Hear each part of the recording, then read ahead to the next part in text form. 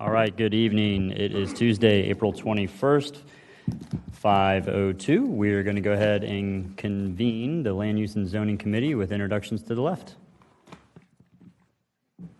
Good afternoon to everyone. Tyrone Clark Murray, City Council, District 9, just visiting, but I am here for number 1. You're here for 15 and 16? No, actually number 1, and it should be 16 and 15 and number 1. Okay, can we move you want to move those up? Because we have the appeal coming first, and that might take some time. Yes, absolutely. Thank you. Okay. All right, good afternoon. Reginald Gaffney Jr., District 8. Good evening. Rory Diamond, District 13, The Beaches. Joe Carlucci, District 5. Raul Ayres, District 11. Terrence Freeman at large, Group 1. Randy White, District 12. Terrence Harvey, Office of General Counsel. Aramis Wells, Planning Department. Susan Kelly, Planning Department. Aaron Abney, Planning Department. Casey Cox, Planning Department. All right. Committee members, we do have our presentation by Ms. Eichner that I think we have all seen. So Ms. Eichner, come on down, and we also want to go ahead and acknowledge our pages tonight. We have Madeline Knight, who's actually already standing up. Wave to the audience out there, and we have Dylan Patel. And just for the audience, if you have any students that want to be pages, they can sign up to do this basically every Tuesday, whether it's LUZ or City Council. So thank you both for being here. All right, Ms. Eichner, the floor is yours. Thank you, Teresa Eichner, Jacksonville City Council. Through the chair to the committee, many of you have probably already heard this presentation this week, but for the purposes of the public who is here tonight, since early February, we have been diligently trying to make our website ADA compliant. The Department of Justice has some requirements under the ADA to require that by Friday of this week, we have all of the attachments and documents that are saved on our website to be ADA compliant with screen reader capabilities for those hearing impaired and blind. And so we've gone through a series of pulling documents down, and one of the places that it will be most impacted is our legislative gateway. And so we are the record keeper for the county, and as part of that, the legislative gateway will be coming down for a period of 4 to 6 weeks. During that time, we will be working with a vendor to provide those services to get that site back up. And so during that time, there will be an email address available so that legislation and any exhibits attached will be available to members of the public. Will be emailing those. And then internally, we'll be providing a username and password so that any access that staff needed to that website will still be available internally. So I'll be available if anybody needs that, but I'll be circulating that information tomorrow. Portions of that website are already down now, but again, we'll be circulating that information internally for staff, and that email address will be available in the morning for the public. Okay, thank you. We have no questions, no speakers in the queue. Thank you. Thank you so much. All right, committee members, we're going to go to item number 1 first, obviously, but then we are also going to skip over to page 8. So with that, we will go to item number 1, 2025-630. Do we have any speaker cards? Do we have any speaker cards on this one? Nope. Okay, so let's go ahead and open the public hearing. We have no speaker cards. We're going to close public hearing, bring back to committee. Okay, we have a motion and a second to withdraw with the return of fees. Councilmember Clark Murray, did you want to speak? Yes, just very briefly. Thank you, Chair. Just that I do concur with withdrawing this bill in addition to returning the fees. I reached out to the applicant several times, and also I've been here to LUZ to speak in regards to this bill, and it's been on your agenda for months now. So 4 months, F-O-R, not F-O-U-R. So I'm just pleased that it's going to be withdrawn, and I'm sure the applicant is thankful that you will refund the fees. Thank you. All right. Yes, ma'am. So we have a motion and second on the withdrawal. No discussion. We're going to open the ballot, record your vote.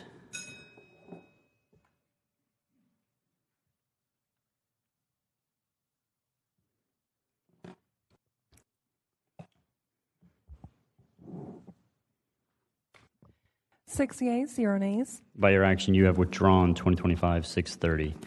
All right, we're going to go now to page 8, and we are looking for a motion on item number 15. All right, we have a motion. Do we have a second? Chair, All right. yeah, Chair, there's a staff report, and you need to open the. Oh, sorry. I'm in a different mode of operation. All right, 2026-168. Open the public hearing and get the staff report. Thank you. Ordinance 2026-168 is for a small-scale land use amendment, which would allow for residential redevelopment at the corner of Commonwealth Avenue and Macduff Avenue. These are both collector roads. The applicant is proposing changing the land use from low-density residential to medium-density residential, and the site is within the urban priority area. The land use amendment site is 1/10 of an acre. The companion rezoning application includes the land use amendment site and the property that's to the west. The land use on the property to the west is already CGC, which allows for the proposed use. The proposed MDR land use provides an appropriate transition from the CGC uses at the corner of Commonwealth and Macduff to the LDR, low-density residential uses to the east. MDR designations are appropriate in locations that are served by full urban services, and the property is served by centralized water and sewer and mass transit. For these reasons and those in the staff report, the department recommends approval. This item was heard at the April 9th Planning Commission meeting. The commission unanimously recommended to approve the item with minimal discussion. Thank you. All right, thank you so much. Ms. Clark-Murray, would you like to speak now? Okay, go ahead. Thank you, Chair. Through the chair to the Planning Department representatives, was the applicant present at the Planning Commission meeting? Through the chair to the councilwoman, yes. And thank you. Through the chair, did he speak in regards to the property? Did he mention how he plans to use the property? Yes, he did. He's doing residential, I believe it's a duplex or mixed, that's right, mixed use duplex. So residential on one component, and then I believe he wanted to do retail below or at the corner, so. Okay. Thank you for that. Thank you, Chair. Okay, we're going to go through the public comment or the public hearing cards, and then we'll also have discussion after that. So the first speaker card is the applicant, Benjamin Nasbranrinda, and he is here for questions only. Next is Joyce Davis. Oh, what's that? Okay. Next is Joyce Davis, does not wish to speak, is in opposition. And next speaker is Carolyn Griffin, followed by Sally Barnes.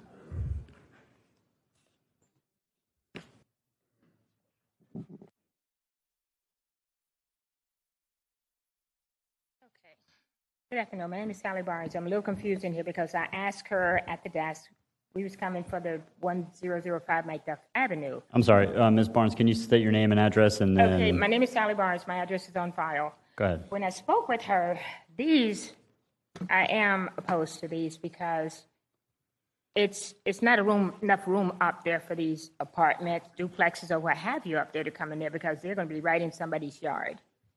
And it's like, we went through this before with several other people that was trying to put stuff in there. Somebody ran into one of the houses last week, those little gray houses up there, and they just totally. So it has to be torn down.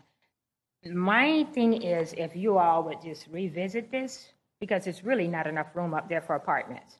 There wouldn't be any room for any kind of yard or anything else up there. It's not enough space. I don't know why they said, when I was here last time, they was talking about possibly making a Macduff Park up there, in which we are in favor of because of the small space that's up there. That was at the last LUS meeting. So, I mean, what changed since then? Because when I went up there to fill out a comment card, they told me that had been sent to finance. So how is that from finance to on this agenda that I just looked at? Somebody tell me something. I think we need some clarity on this. I would ask you if you would. We got to speak to the bill, please. Okay, the bill is, okay, we went through this one here. Do you support or oppose? This one, I oppose this. Okay, we just need to hear your reasons Highly. why. Okay. Well, I'm good then. Well, you know I oppose it, and you know why? Okay. Because I Okay. just stated it. Okay, thank you. Next, we have Carolyn Griffin. I called your name. Do you wish to speak? Do not wish to speak is in opposition. So with that, we'll close the public hearing and bring it back to committee. Let's move the bill. No motion, a second on the bill. Ms. Clark-Murray, you're recognized. Thank you, Chair.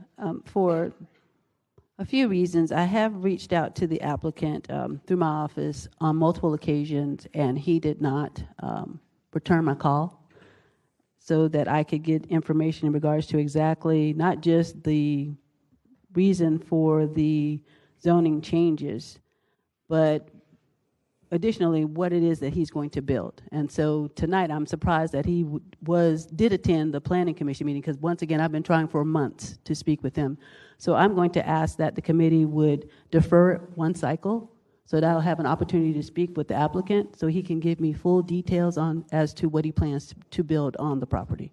Okay. So, Councilman Gaffney, unless you're going to speak to it, okay, I got you.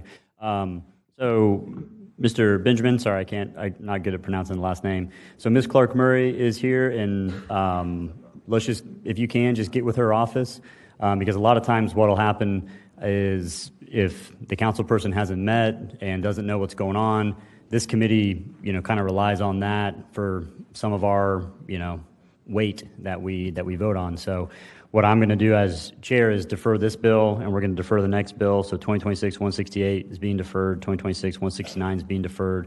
One cycle. That should give you plenty of time. We have a fifth week. Correct. We're going to open continue. Mr. Harvey. Thank you to my vice chair. Ms. Clark-Murray, does that sound appropriate? Is there any? Yes. Okay. Mr. Benjamin, do you have the contact information for?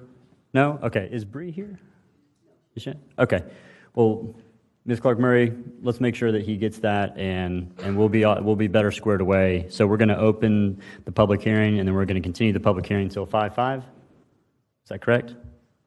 Okay. So we're on fifth week, which means you get an extra week for free. So 5/5. So item number 15, 2026-168, we're going to continue that public hearing until 5/5/2026. Same with number 16, 2026-169. We will open and continue that public hearing until 5/5/26. All right? Everybody good? All right. So moving back now to... let's see, we're going to go to page 12, 2026-232. That is our appeal. Council members, please declare any ex parte communication you have at this time.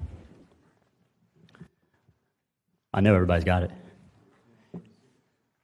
Councilmember White, you're recognized. Yes, sir. I'd like to declare ex parte. I met with Ms. Durden today and the two applicants in my office and looked at the plan, and they will be filed with legislative services. All right. Councilmember Freeman, you're recognized. Thank you, Mr. Chair. I would like to declare ex parte. I met with the applicant and Ms. Durden in my office on 4/14 at 4 p.m. They shared the details of the appeal, and this information will be filed with legislative services. Thank you. All right. And I also rise to declare ex parte. I met with the applicant in my office. I believe it was yesterday, maybe last week. We'll get the dates. We went over all the site plans, the revisions that were made, and this paperwork is going to be filed with legislative services. All right. So with that, let's go ahead and open the public hearing and get a staff report. Is there a staff report? There is, but Chair, would you like me to go over the outline script of what is to occur for the public? Sure, let's do that. Go ahead. Give us a... Yeah. Yep. So pursuant to Council Rule 6.201 and Section 30724 of the Ordinance Code, before us today is a informal quasi-judicial hearing and appeal from the JHPC. The order of the presentation is just as any typical rezoning. There will be a disclosure of ex parte communication, which has already occurred by the LUZ committee, the opening of the public hearing, the city presentation by Aramis Wells and Attorney Carla Schell, You will have your appellant, Brenna Durden, present up to 10 minutes. The appellee presentation by Attorney Carlos Schell will be for 15 minutes. Public hearing will be limited to 3 minutes each. Rebuttal by the appellant of 5 minutes. The closing of the public hearing, and then a deliberation and vote on the matter. Because this is a quasi-judicial matter, your decision must be based upon competent substantial evidence, and you will be considering this as a de novo review, which basically means any presentation of all the evidence starts over again, so you're able to listen to any new facts that were presented by either the applicant and by the appellee and appellant today during this presentation. At the end, we will have for your consideration whether or not you guys affirm the JHPC decision, which would be to deny the appeal, reverse the JHPC decision, and grant the appeal, modify the JHPC decision, or refer the matter back to JHPC. With that, I will turn it back over to you, Chair, to get your staff report from Mr. Wells. Okay, Mr. Wells, staff report, please. Thank you. So through the chair to the committee, I'm just going to briefly explain how we got here. So as you may be aware, the city's historic preservation ordinance requires that all properties that are located within a locally designated historic district or a locally designated landmark require a certificate of appropriateness prior to commencement of the work. So this particular property is located at 2230 St. John's Avenue. And so this property is located within the St. John's Quarter Historic District. And so they submitted a certificate of appropriateness application, or COA for short, on November 6th of 2025. That was reviewed and issued a denial by the Jacksonville Historic Preservation Commission on January 28th of 2026. And so since that denial, the applicant has filed an appeal, and hence the resolution that's in front of you. All right, thank you so much. Sorry, we're just making sure if Councilmember Johnson's here, we're trying to make sure that he gets here. So do we go to the applicant first? Okay, and then we'll go to Michelle. All right, Ms. Durden, come on down.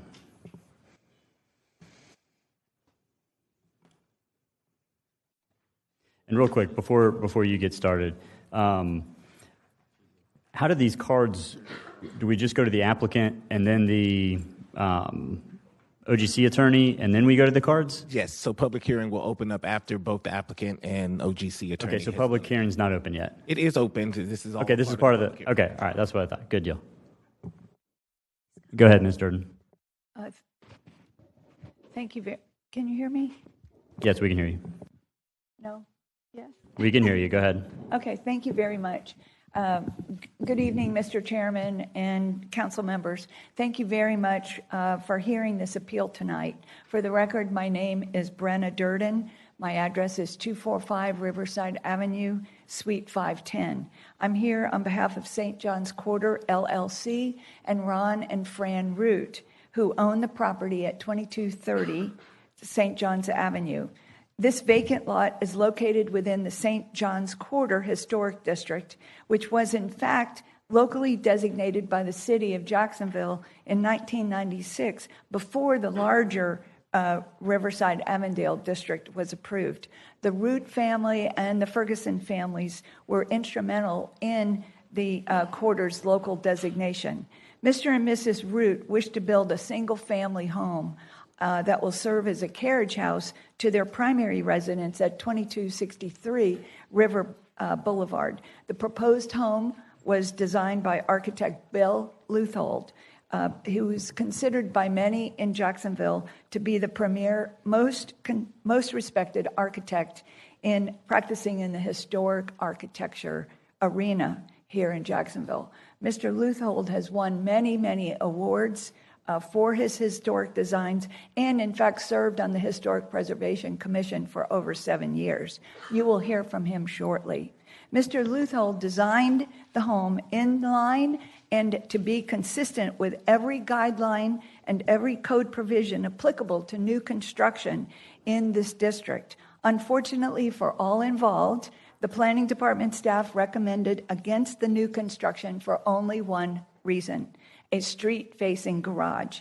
In fact, the staff report and even the final order of the Historic Preservation Commission, which denied the certificate of appropriateness, finds the home consistent with the applicable guidelines and the code regulations, but still recommended and ended up denying the home because of the street-facing garage, finding that garage to be out of scale and not compatible with the other structures in the district.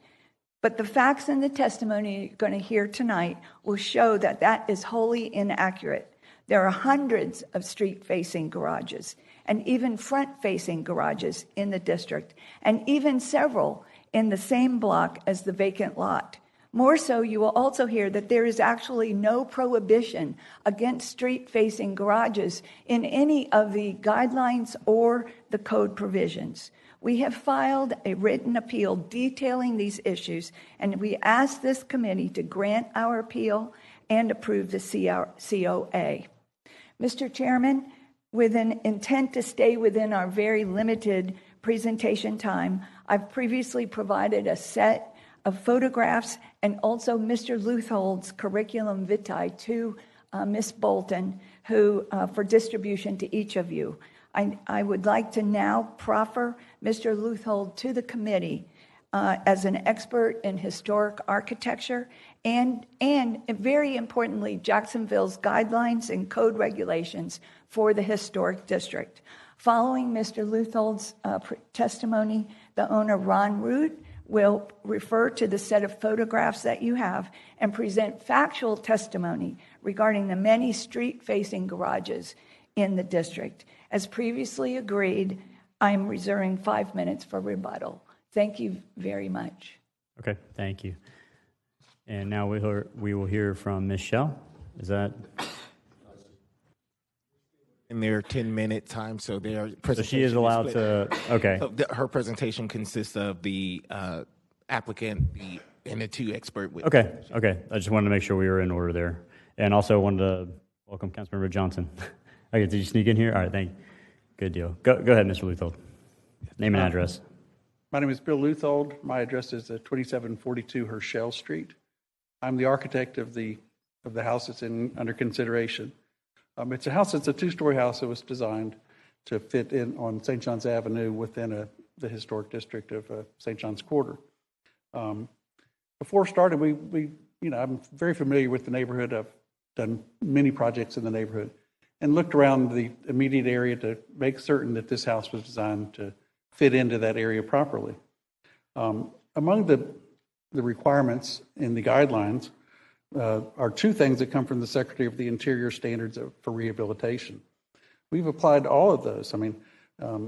Among those in particular, Standard 2 says the historic character of a property shall be retained and preserved. This new house we designed is on a vacant lot, so there's nothing to preserve on that lot itself.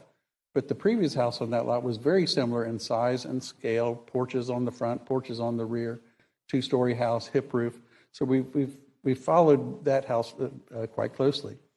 The next one is the new construction shall be differentiated from old and shall be compatible with the massing, size, scale, and architectural features to protect the historic integrity of the property and its environment. We followed this very closely. There were 7 items in particular that they looked for. Height, this house is very similar in height to the surrounding structures. Width, it's very typical of the area. The setback, we've set the front of the porch and exactly in line with the front of the porch adjacent to the property, and it's very similar to other properties within that area. The proportion of openings, we have doors and windows on the house that are very similar to doors and windows of houses in other parts of the neighborhood. We do have the 2 garage doors on the front, but we have set those back 12 feet from the front of the house. They're not right at the front. They're not going to be a problem. Horizontal rhythms, we have doors and windows that are spaced very similar to traditional houses in the neighborhood. Roof form, we chose a hip roof, which is very common in the neighborhood, a very simple shape of a building, which is important. It's not scattered around like a standard suburban house would be these days. It's a very simple shape, which is very typical of the neighborhood. Materials, the base of this house is in brick. It's a red brick that's going to fit about half or more than half the houses on the street are red brick. The upper section is of a smooth siding. We have roof overhangs and roof structure and roof pitch that are all common to the neighborhood. They're concerned in this area about the elevation of the first floor. We've set that at 3 feet above the grade, 30 inches to 3 feet. And we are in the flood zone. We want to be up high enough that we don't flood this house. But it's 4 steps up to the porch, very common in the area. The staff report that came back to us after we presented and were denied acknowledged that we were correct on all those things. The one question that comes up is those garage doors, and the reasons we placed the garage doors in the front were these. It's a really small lot. It's 50 feet wide. It's very shallow. There's no room in the back to build a house in front of what was needed by the owners and get the garage in the back. He wants a garage that's slightly larger than a typical garage, and the best way we felt to make that work was to incorporate it into the major massing of the house. That way it does not appear to be a standard too large garage. There's no alley in the back, so there's no access to the rear of the property where we could set a garage in the back or access a garage from the rear. And the width of the property is so narrow that there's no way to get alongside the property and turn in. You need at least 25 feet to turn in to a side-facing garage. The other is the owners own a large house that's behind, and this property is contiguous to that property.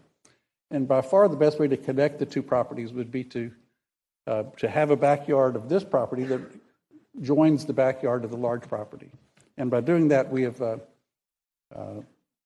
kept the property contiguous and where they can easily pass through between the two houses. That's all I have. All right, we'll go ahead and pause the timer there. We just made an observation. I think this is Councilmember Peluso's district, correct? On the agenda it says District 14, Councilmember Johnson. We just were making note that we think this is Councilmember Peluso. Not that it really necessarily matters. We were just, wanting to make sure we had that. Are y'all going to use the 146 for the owner? Yes, sir. Go ahead, come on down, state your name and address, and we'll start the clock. My name's Ron Root. I live at 2263 River Boulevard, Jacksonville, Florida, 32204. As Brenna said, my wife and I do own the lot at 2230, and each of you, I think, should have this handout that was given. I'd ask you to bear with me. The tendency when you get a handout like this is to page through it. If you'll bear with me and for at least the first few pages. This first page is pictures of houses that are in the same block that have a front-facing garage. Same thing that we were denied.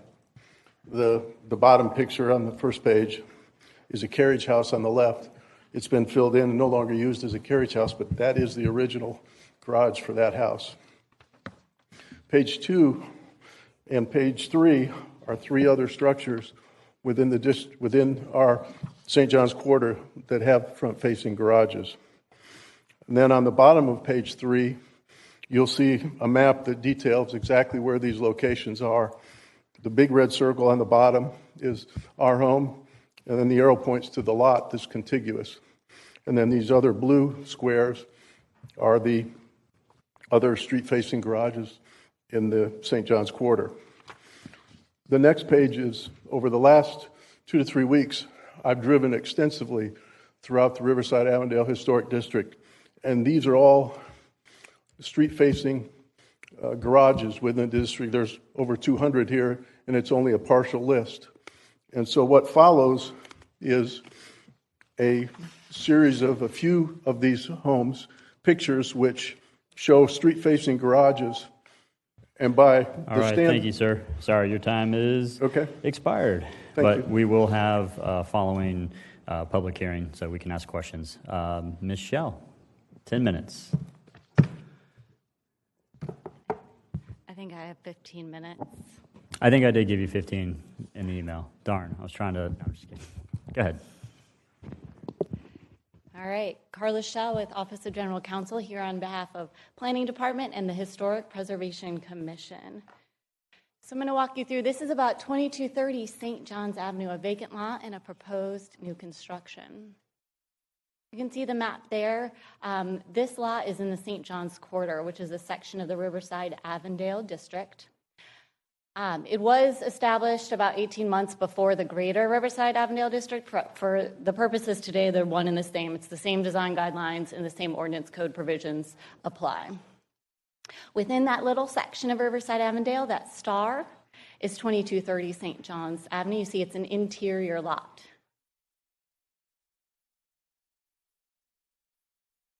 This is the street view today, that vacant lot. On the left, you see two-story single-family residential. On the right, you can see it a little bit. It's a two-story multifamily.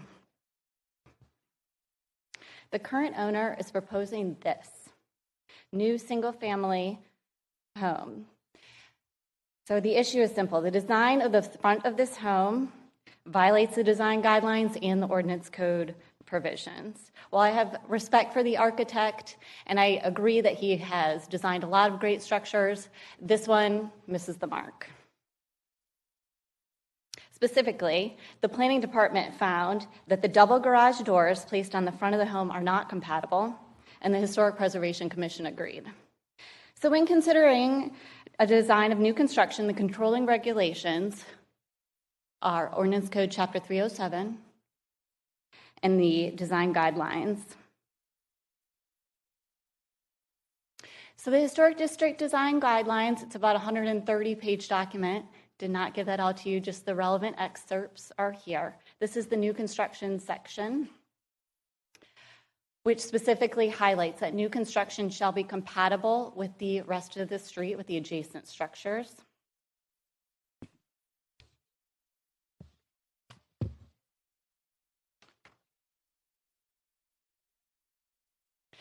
So the criteria you are to consider, you see there it has height, width, setbacks. The relevant portions that you need to consider are the proportion of the window and door openings as well as the horizontal rhythms, and that's where this design misses the mark. Another section of it is in setting. This is still in the district design guidelines, that parking shall be, I'm sorry, I'm having trouble seeing it from here. Do you have the full? We can pause the time. There we go.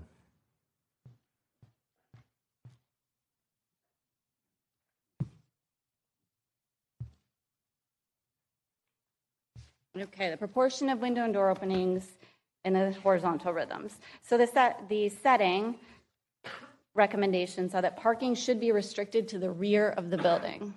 Obviously, this design does not comply. Parking and driveways. Recommendations are to limit parking to the rear or side of the buildings and avoid parking on the front side. So those are the design guidelines that it does not comply with. Ordinance Code Criterion, Chapter 307. I'm going to focus on the two here. Happy to talk about the last two, but the first two read that you need to consider the relationship between the new construction and other sites and properties in the historic district. And the second provision, proportion of doors and windows. This one is key. The proportions and relationship between doors and windows shall be compatible with surrounding structures in the district. So you need to look at what's immediately adjacent and on that street. So this design, in a lot of ways, Mr. Luthot is right. It does meet the criteria in many ways. Height and width, great. The roof, pitch and form, that looks good. Setbacks, fine. The materials proposed, good. The windows that are on the front elevation, the design and placement look great. Front door looks great. Where this misses a mark are those garage doors as the dominant and prominent feature on the front elevation of the single-family home. It's not compatible. The proportion of openings is not compatible with that street, and it does not comply with the horizontal rhythm requirements of the design guidelines. So, this is that section, the map section. You can see the gray dots in this little corner of Riverside Avondale have no garage. The red dots all have a detached garage behind the primary structure. None of these are front-facing garages. The yellow dots are attached garages. They were historically detached, but there's been an addition since. Either way, they're still behind the main structure. You'll notice Mr. Root referenced the 5 pictures of other structures in the neighborhood. Every single one of those, if you look on the map, is a corner lot. The house faces one direction. The garage is behind, facing a side street. There are no front-facing garages. Not a single one in this section of Riverside Avondale, and he provided over 40 addresses that I looked up. At least 70% of those are corner lots. But this proposed new construction is not on a corner lot. So what do we have? Here's some examples he provided to the commission that they had a chance to review. The top 2-car garage, forward-facing on the back corner with the driveway running up the side.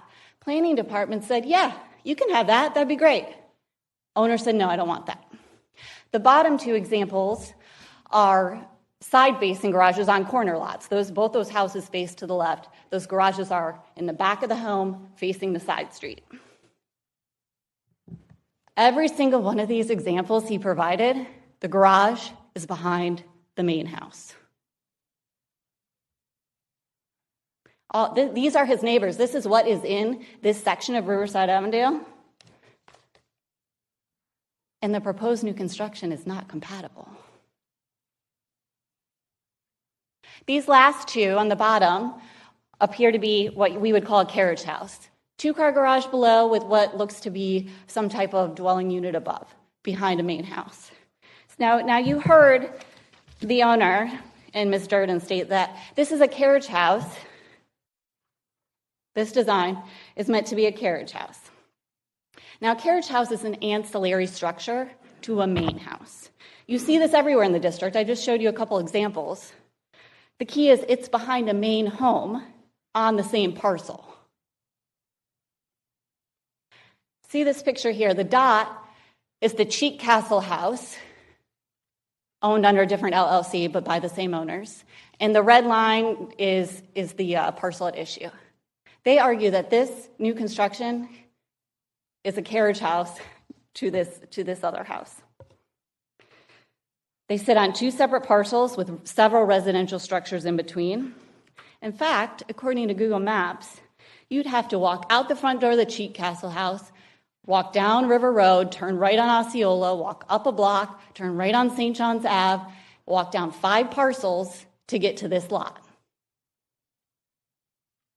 There's no significant spatial relationship between the 2 parcels, and the commission found this argument unpersuasive, and you should too.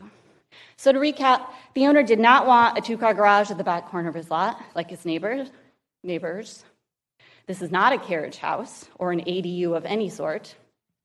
All right, so the commission denied this COA before you today. Well, the planning department continued to work with the owner on another design. They came up with this. Windows appropriately spaced on the front of the elevation, keeping with the neighborhood, and 3 garage bay doors that are side-facing to provide the owner with the garage space he wanted. This COA was approved by the commission last month. So the owner was able to settle on a design that complies with the guidelines, complies with the ordinance code criteria. Therefore, the right thing to do today is to uphold the decision of the Historic Preservation Commission and deny this appeal.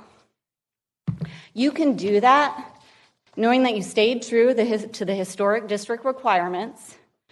And in this case, the owner is already teed up with an approved design that complies with the design guidelines and fits the character of the district. Denial of this COA was the correct decision then, and denial of this appeal is the correct decision tonight. We ask that you deny this appeal. And with that, I'll take any questions, or Mr. Wells is here to answer questions on behalf of the planning department. All right. Thank you, Michelle. We will now go to the remainder of our public hearing speaker cards. Correct? We go forward? Okay. And then we will bring it back to the committee We'll actually keep the public hearing open during questions, and then we'll go from there. All right. First up, we have Ethan Gregory, followed by Shannon Blankenship, and then Catherine Duncan. So Ethan Gregory, Shannon Blankenship, Catherine Duncan. Go ahead and make your way to the front.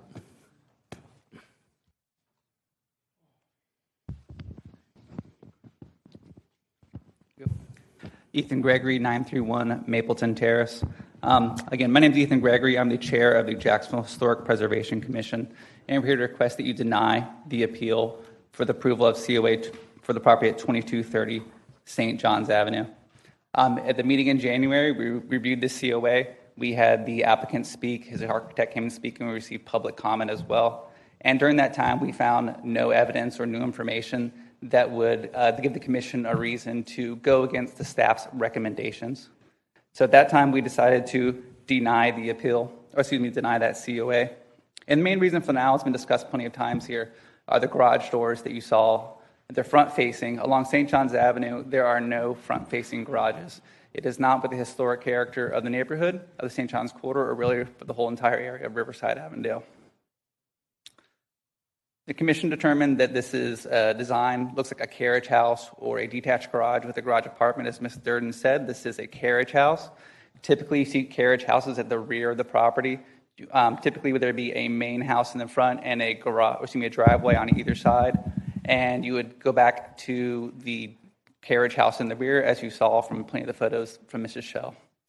So for that reason, we denied that COA. And then subsequently, in March, there was an additional COA provided that you saw here from Michelle as well, which moved the garages to the side. We thought this was a compromise with the homeowner to give him the parking space he needs for his wants and needs, and it also kept the historic character of the neighborhood. So that was approved at that time in March, and we'd ask you to deny this appeal.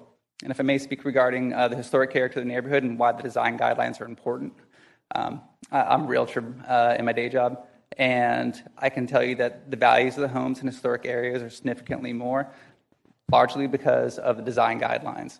If you look in the Riverside Avondale area, the price per square foot for homes there is about $285 per square foot. If you look in the zip codes of 3225 and 32204 and you cut out the historic areas, price per square foot is around $179. So there's value in the design guidelines and the character of the neighborhood. And that's why we do this work at the commission, and that's why the staff in the city works to maintain the character of these neighborhoods. So we ask that you deny the appeal. Thank you.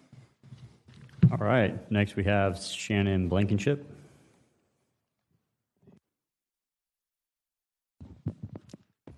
Thank you so much. My name is Shannon Blankenship. I'm the Executive Director with Riverside Avondale Preservation, and I'm here today to speak solely on behalf of the precedent that this project would set for the entire neighborhood. Two proposals were put forth to the Historic Preservation Commission, and the one that was approved is the one that's appropriate for the St. John's Quarter and the Historic District. The reason that this project would be damaging for the entire neighborhood is because, as you can tell from the applicant's proposal today, each project sets a precedent for what future applicants use to say what should be allowed in the neighborhood. And so having a strong position about front-facing garages is extremely important to give clarity to everyone moving forward with projects so that you guys don't have to hear these kinds of proposals again, so that the rules are strong about front-facing garages. Thank you so much for hearing my testimony today. I appreciate your looking at this project. All right, thank you. Next, we have Catherine Duncan.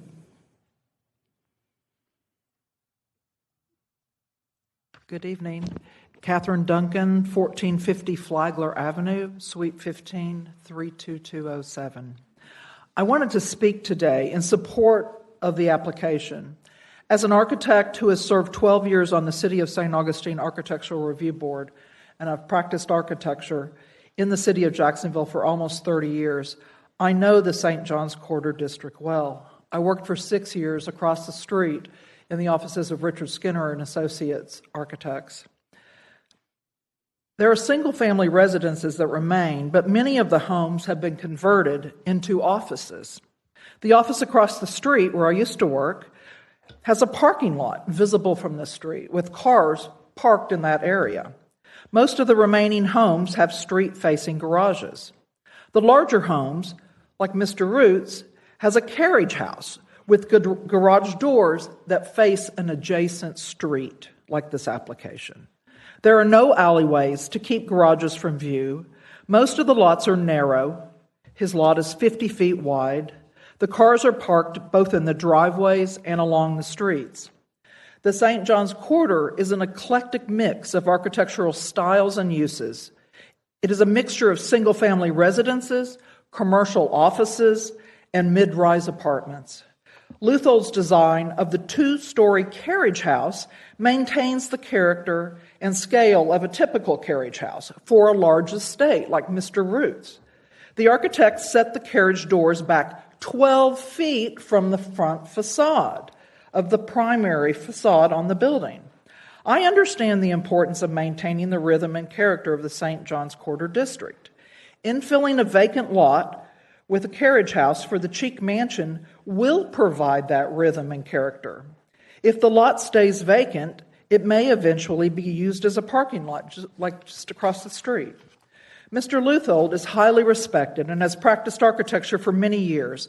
His projects are in Jacksonville's historic neighborhoods. His designs are always high quality and thoughtful. He served on the Historic Preservation Commission for many years and is very familiar with the guidelines. His knowledge and insight make him one of our city's leading architects whose authority we respect. His design meets the intent of the guidelines by replicating a traditional carriage house. Mr. Root's family has lived in the Cheek Mansion since the 1960s. He chose Mr. Luthold because of his experience and ability to find the best solution for a compatible structure that adheres to the established character and scale and materials of the historic district. The proposed design is in character with other carriage houses associated with the Great House, where carriage doors are facing an adjacent street. Considering all the front-facing garages, detached carriage houses, and the large parking lot across the street, I respectfully request that you reverse the decision Ma'am, I'm sorry, to your deny time the is up. COA. Thank you. All right. With that, we have no other speaker cards, so we are going to go ahead and we're not going to close the public hearing. We are going to, what? Oh, 5 minutes for Ms. Durden, sorry. Thank you very much, Mr. Chairman. I won't use the whole 5 minutes. I just want to say that several things. First, I heard in Ms. Schell's presentation a lot of convoluting between a street and the district. The compatibility is district-wide. It's not necessarily just on the particular street. Even given that, we believe that the street-facing garages that are on the street in the block where this home is proposed show that it is compatible with the street, it's compatible with the neighborhood, and it's also compatible with the district. The numerous pictures that Mr. Root presented to you, it goes on page after page after page of front-facing, street-facing garages. Page 5, page 6, page 7, page 8. These are all contributing structures to the district. So it's part and parcel, it's the part of the fabric of the district that these front-facing garages, these structures with these front-facing garages include.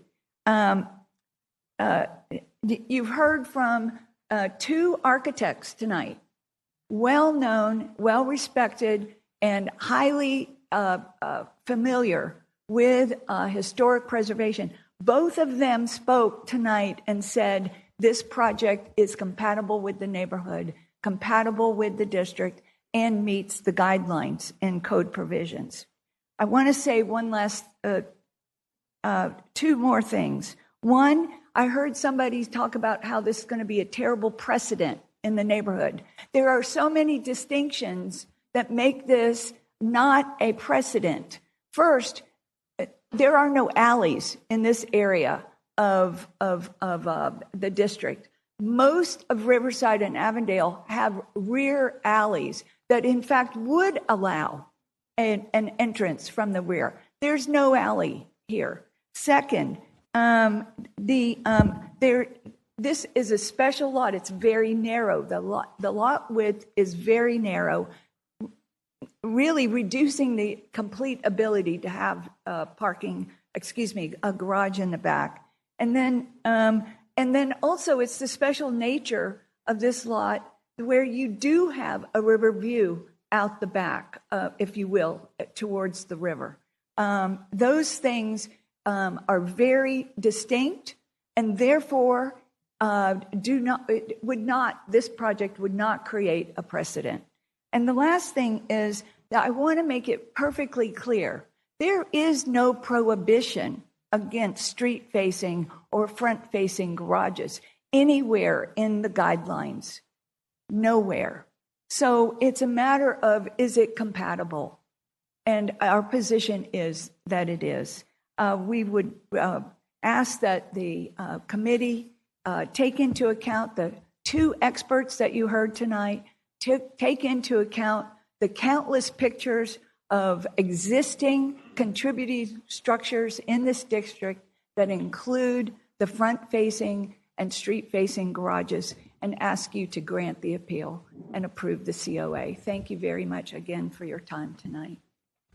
Okay, thank you, Ms. Durden. And with that, now we will go to discussion. We'll keep the public hearing open. First, we have Councilmember Gaffney. Were you? Okay. All right, thank you through the chair. I guess, Michelle, you could come out right quick. So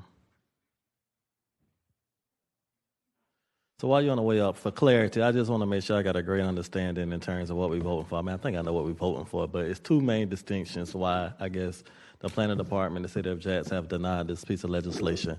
One is the double doors in the garage in terms of facing the street. And I think you eloquently said that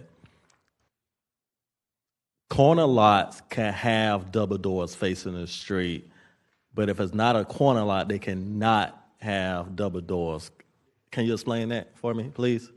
Sure. Yeah, go. Come on. Through the chair, if it's okay. Yeah, and let's, Rebecca, let's go ahead and just put 4 minutes on the clock just for all of us, just so we don't get overboard. Yep, go ahead. Yeah, okay. Through the chair to Councilmember Gaffney.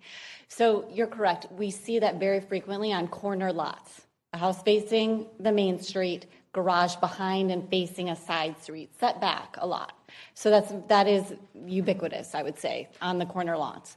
What you have here is an interior lot. There are very few examples in the district of front-facing garages on interior lots. There are a handful. He found some. I can address any pictures you want me to address, or Mr. Wells can talk about them, but it's very rare. Okay. I guess the other, on top of that, the other issue, it's not an issue, but the other thing I guess I'm questioning, the slideshow I was looking at, it showed like a house over here, and I guess like the carriage or the ADU home like on the other side. I don't know if we could pull the slide up. I don't know what slides. Right there. Go back. Hold on. Go back to the, no, I don't know if it's left or right. Left, go. We just passed it. The 3 garages. No, not this one. It's in this packet. Oh, it's in a packet. No, it was on the slideshow too. This is the slideshow. A 3-car garage.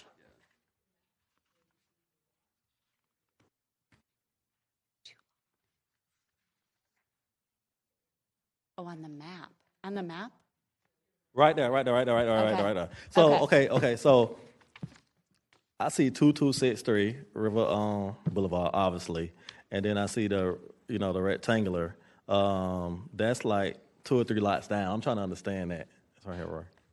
So there are actually 5 lots facing St. John's Avenue that back up to the Cheek Mansion. Because that parcel is almost an acre, there are 5 residential structures facing St. John's Avenue that back up to it. The furthest one is the parcel at issue. Okay. All right. Well, that's all I have for now. I was just trying to make sure in terms of where we at in terms of what we voted on and why you guys denied it. So I also heard Ms. Durden, her argument in terms of why we should grant the appeal. But I stand by and listen to the rest of my colleagues. Thank you. All right, Councilman Arias, you're recognized. Okay, thank you, Chair. I do have a question. I heard earlier, I just heard from the applicant. I will need a question for you. Was that there is no prohibition to front-facing garages? I was going to base my vote off of that. Now, is that true? Is there a prohibition or not? So the design guidelines say it shall be compatible with the adjacent structures. Let me find the exact verbiage. Proportions and relationship between doors and windows, so that's openings, and a garage door is a door, shall be compatible with surrounding structures in the district. So there's no prohibition on anything, really. It's you look at the street, the adjacent structures in the surrounding area to determine what fits in, what's compatible. Nowhere in this section of Riverside Avondale has a two-car garage on a front elevation. Doesn't exist. Okay. Well, so I'm looking at this map here, and it says here Avondale, Riverside, and then St. John's Quarter. Is this denial based off of guidelines specifically to St. John's Quarter or to the entire district there? Through the chair, the guidelines are the same. Okay, all right. So then you said that there's none. Now, I've been going on Google Maps to all these different addresses. I found one here called 1825 Elizabeth Place, right? When you look at the Google Maps for that one, I'm going to pull it up now. And if you guys want to pull it up too, you guys can, so you can see what I'm looking at. But it shows that this house on the maps is actually painted. It's not blue anymore, it's white. But it has a similar feature as to what the applicant is doing here. And there's not a corner lot. So when you said there are no houses, I'm just trying to fact check everything, and I just saw one. So, sure, through the chair, if I may respond. Sure. So, Yes. 1825 Elizabeth Place is in Avondale. It was built in 1961. So it is not a contributing structure in the district because there was no way it was 50 years old when they All right, I'm sorry. I just asked, the first question I asked earlier was this map, Avondale, Riverside, and St. John's Quarter. You said they're all part of it. Now you're saying that because it's in Avondale, it doesn't apply. No, I'm telling you, when the district was established in the late 90s, this was built in the 60s, so the guidelines weren't in place. Okay. And this is not a historic structure that could be used as an example. That It was is a non-contributing I structure. get it, but that's why I had that question initially, because I found properties, and I wanted to make sure before I asked the question that they do or do not apply. Clearly, it's based off of the year now.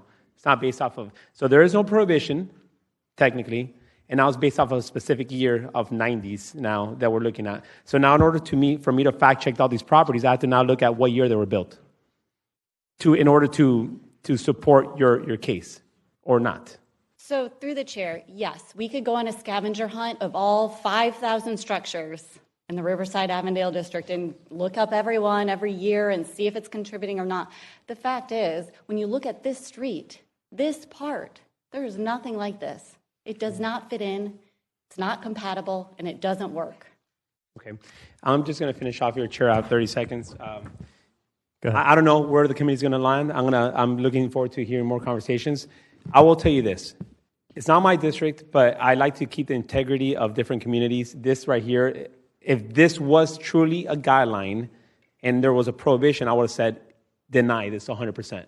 But because it's very loose and there's no clear definition as to where we should go, I'm kind of torn in the middle. So I really want to see the conversation of you guys to see where I land, because right now it's 50-50, and if it was up to me, I would deny the denial and let them build what they got to build. However, once again, I'm just kind of torn on this part. Thank you. Okay. All right, Councilmember Johnson, you're recognized.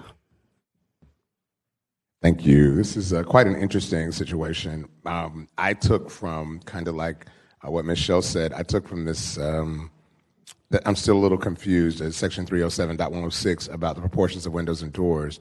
And thank you, Councilman Arias, for bringing that up, looking at those other spaces. Let me ask the historic team. Aramis, I heard you as I was coming in with the details about this area. Obviously, it's a denial from the commission and the department.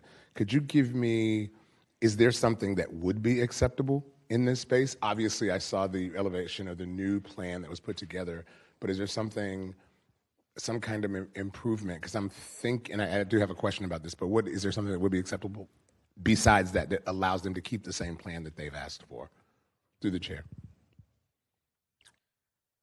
Through the chair to Councilmember Johnson, yes. Besides the plan that was approved on March 25th, that was something that we did find to be compatible with the design guidelines. The main thing here, and if you reference the design guidelines, and this is something that Carla mentioned in her slides, there's a provision in there that states that parking should be limited to the rear sides of a building. So that's the kind of predominant focus, the piece that we really lasered in on in our report.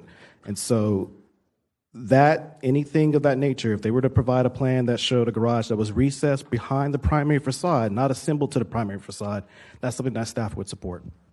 Through the developer or the applicant, could you come to the podium? I do have a question for the applicant. Is this, although I do see it as a house, I do want to ask, is this clearly not a carriage house? This seems to be a separate feature. Is this going to be? It's a single family home that Mr. and Mrs. Root want to build. It will have the garage that will serve the if you will, the big house, because the garage in that home is not usable. It's very low ceilings and not wide, and it's basically unusable. So this will serve as the, if you will, the carriage house for the big house. So this will be the garage. This is not a unit that will be for rental or anything like that?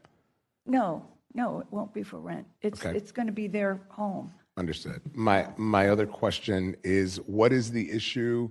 Is it cost, through the chair, the issue for the elevation that was, or the design that was recommended by planning?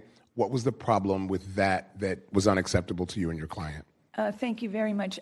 I should be saying through the chair, but forgive me. Councilman, the issue is that in order to do that, he had to, it's using, I don't know, 20 or 30, 20 foot or 25 foot wide strip of land that he doesn't own.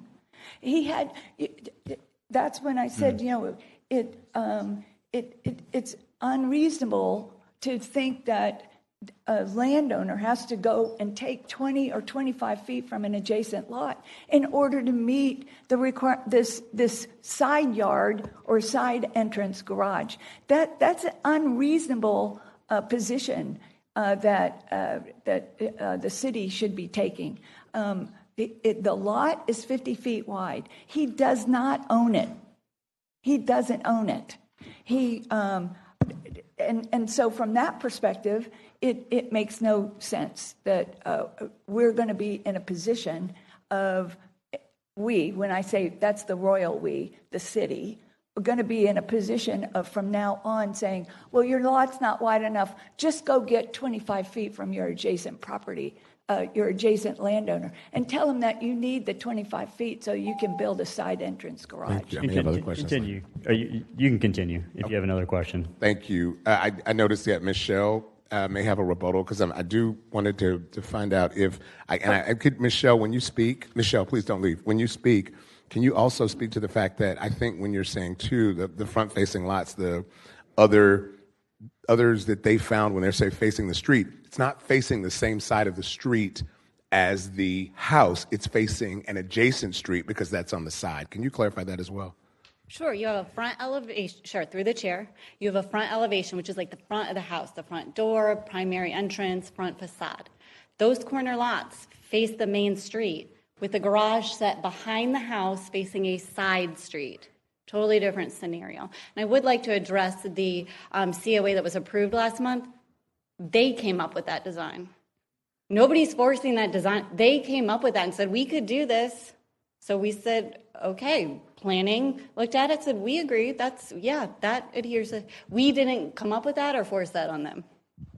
So if they couldn't do that for some reason, if there's some fact that they know that they couldn't do that, they didn't disclose that to us. Okay. Is there a reason, since they put that in through the chair, since you came up with the design, what is the rationale now? You've proposed the design, you say, I want to do this or I can do this. Was this property, that 25 feet that's being requested that you spoke of earlier, is that owned by someone else? And what was the reason that you recommended that design or put it up for approval and now saying, well, unfortunately, we don't want to do that now? Thank you very much through the chair. The design was, they were pushed against the wall. They couldn't, the timing of the appeal, they felt like they had to file the appeal and at the same time try to find some other solution. But the idea that, first off, from a legal perspective, that COA is outside the scope of the decision. We're not. Right. I need to know. But number two, Thank to you, Mr. answer Chair. your question, which is a fair question, the idea is they were pushed against the wall. They didn't want to do this. It actually shows that it's impossible to do what the staff thinks is necessary for the property to be compatible use it for a single-family residence. Last question. I'm going to end it here. Do that property, that 25 feet that's there, through the chair, is that owned by someone else? Is it part of their other property? It's owned by a separate group of landowners. It's not the same. It's a different group. And if the chairman would allow me to say this. The question's been answered. It's been answered. Thank you. Thank you. All right. Next, we have Councilmember Diamond. You're recognized. Oh, man, I hate that we've spent this much time on this already. This is ridiculous. What 25 feet are you talking about? Who owns it? Michelle, do you know who owns it? Somebody tell me. Mr. Wells. Mr. Councilmember Diamond, if I may, so in order to submit that March 25th approval from the commission, we have to verify ownership. And so 2230, that's owned by the LLC under Ron Root.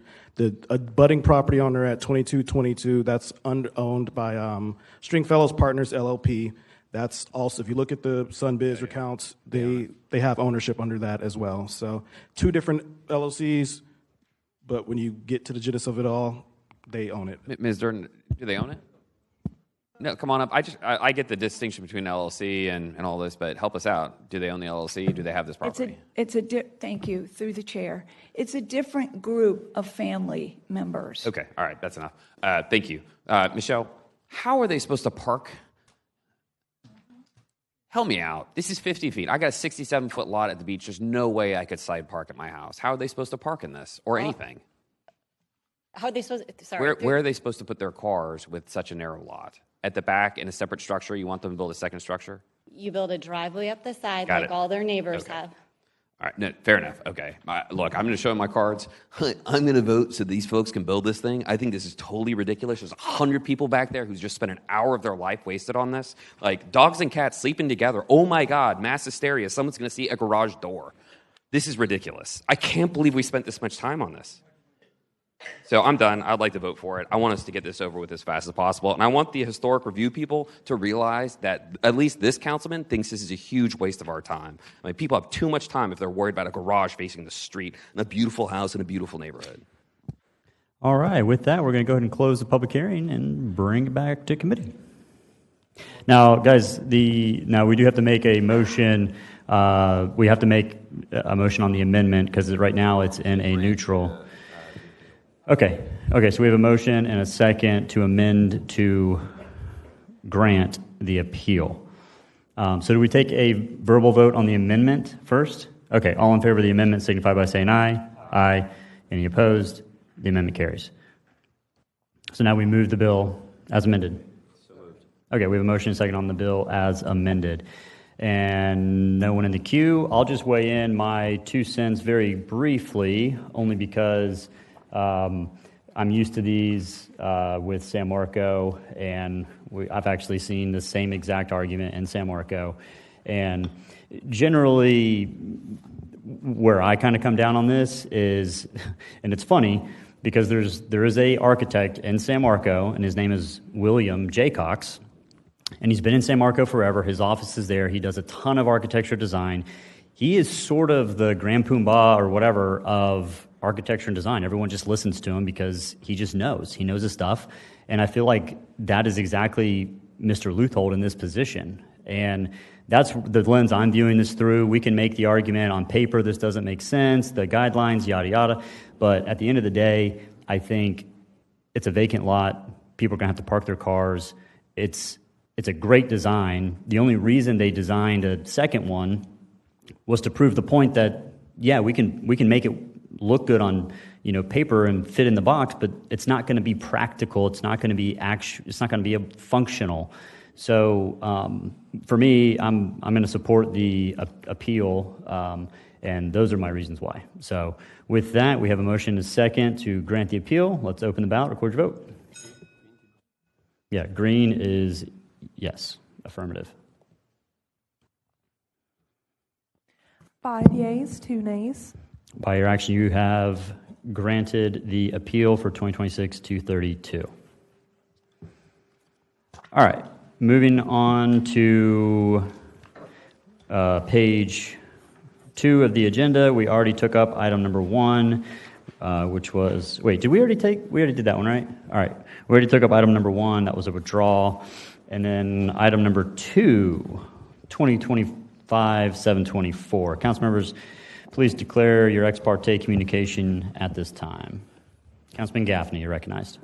Thank you, through the chair. I held a community meeting I rise to declare ex parte. I held a community meeting last night. Make sure everything get filed with legislative services. All right, thank you, sir. No other speakers. Let's open the public hearing and get a staff report. Thank you. This is Conventional Rezoning Ordinance 2025-0724, seeking to rezone approximately 1.04 acres from commercial residential office to commercial neighborhood in order to build a convenience store.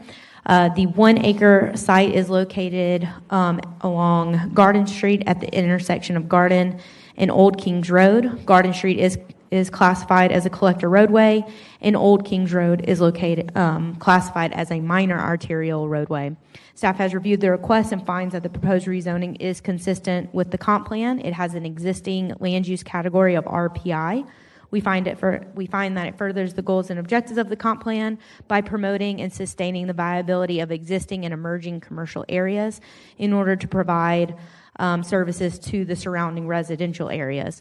The property is located at the southwest corner of that intersection, where the remaining lots surrounding that particular intersection are all zoned commercial neighborhood.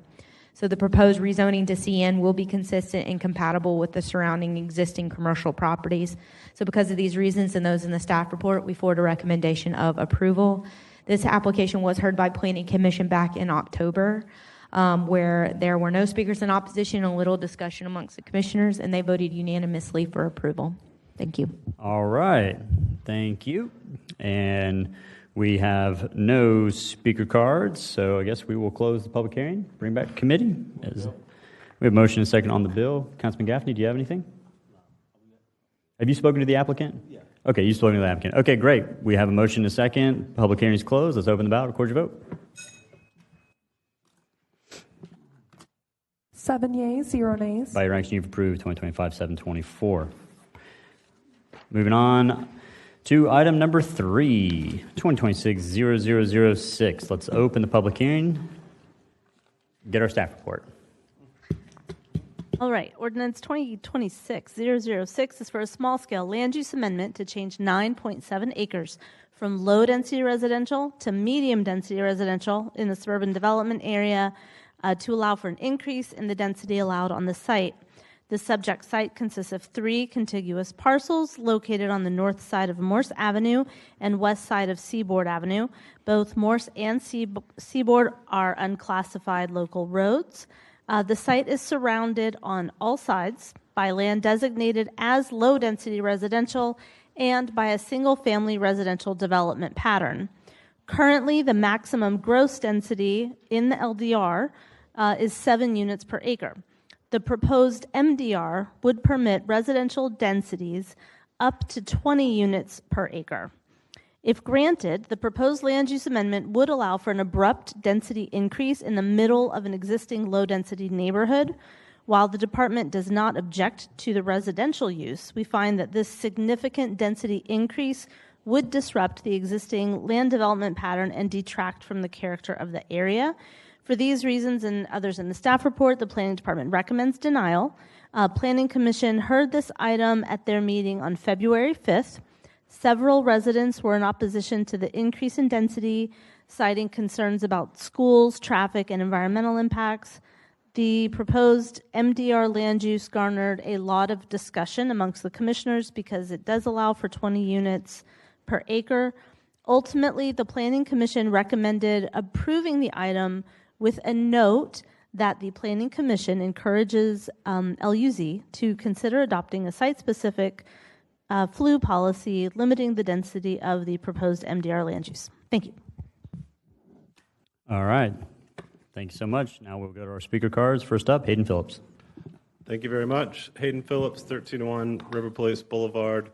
I think we're all pretty familiar with this at this point, so I'll try to avoid repeating anything that you've already heard multiple times. But as a quick reminder, the CPAC approved, where we were in attendance.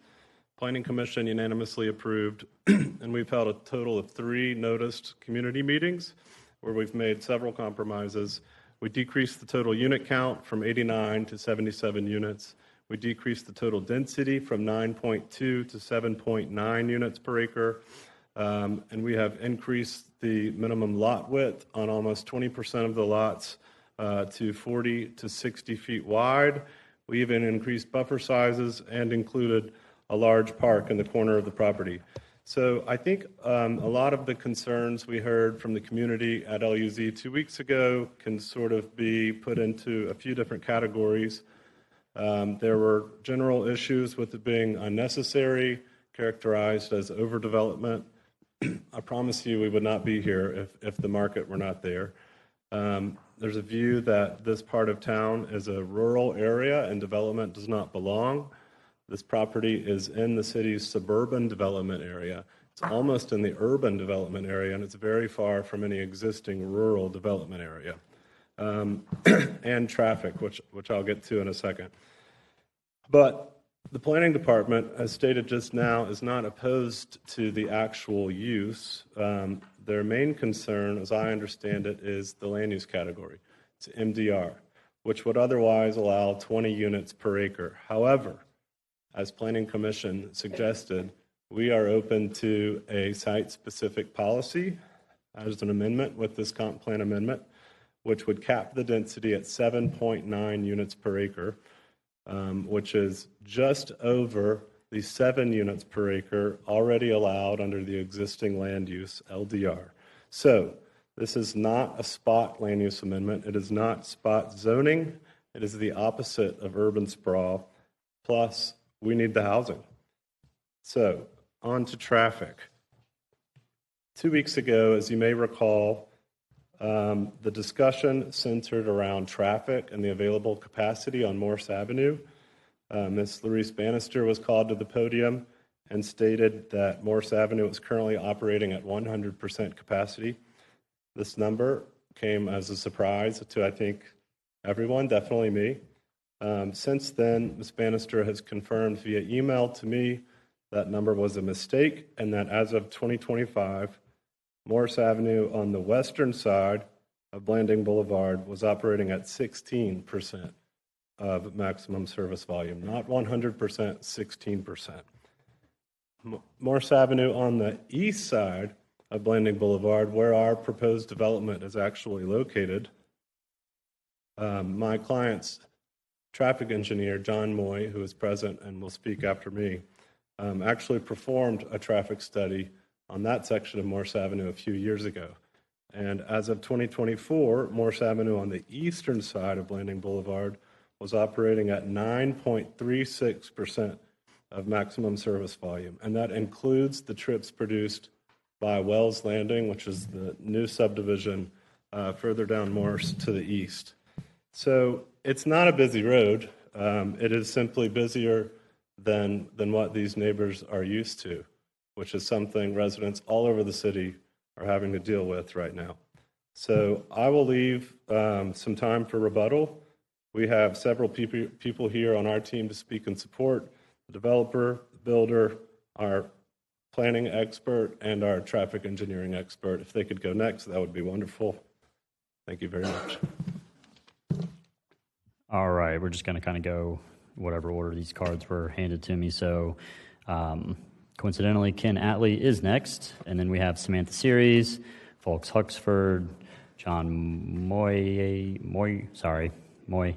Lawrence Cheney. Cheney. All right, Mr. Atlee, name and address. Ken Atlee, 5851 Timaquana Road, Jacksonville. As discussed 2 weeks ago, the city advertises how great a city we are, that we all enjoy and attract businesses, which brings people, which needs housing. As a developer, I'm merely here helping meet the need for housing that our builders expressed to us, and as directed by the comp plan, section 1.1.1 and section 3.1.12, directing us to utilize infill sites such as the one before you tonight. Please note that 16-foot townhomes have been approved all over the city of Jacksonville, and these units generally are 16 feet wide in groups of 4, 6, or 8. Our project will have homes that are 50% wider than those units. They'll be detached, which means they have lights, windows on all 4 sides, and this creates a much, much better environment for the occupants, a much more enjoyable place to live with windows. We would be grateful for your support, and I would be happy to answer any questions you may have. Thank you. All right, thank you. Next, we have Samantha Series. Samantha Series, address on file. I oppose this proposal from LDR to MDR. As you know, many of the neighbors are concerned about this change. After watching the last LUZ meeting that I was not able to attend, you guys are so close to getting it correct.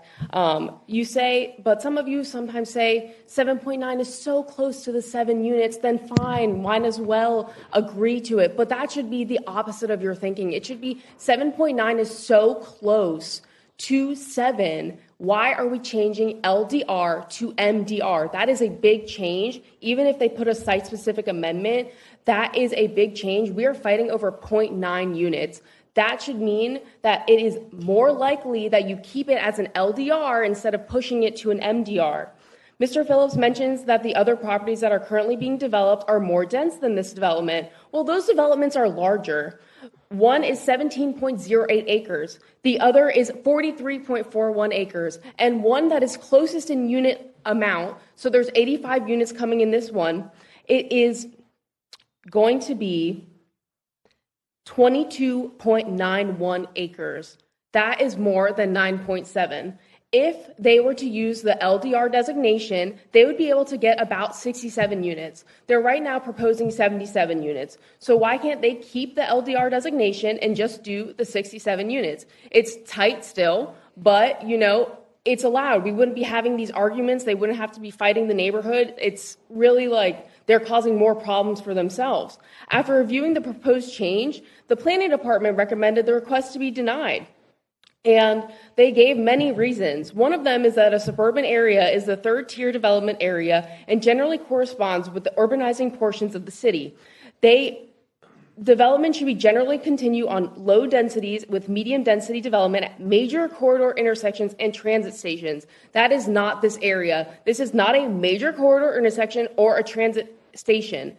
Mr. Phillips says, it's 0.2 miles from Blanding. 0.2 miles to what? To an empty commercial lease area that is for lease right now and empty. So going to where? Where is the, corridor intersection? And I know last time at the LUZ, it was mentioned you guys would go maybe visit this area. Were you able to? Did you get off of 295, go on to Blanding, and go to Morse? Because that is something you should consider. It is not an urban area. Mr. Phillips mentioned that this is an urban area. According to the 2045 comp plan, there are actual urban development characteristics. That includes blocks interconnected with surrounding development and existing and planned JTA rapid transit system to the greatest extent possible. That is not what we have here, and you should vote no. Thank you. Okay, next we have Folks Huxford.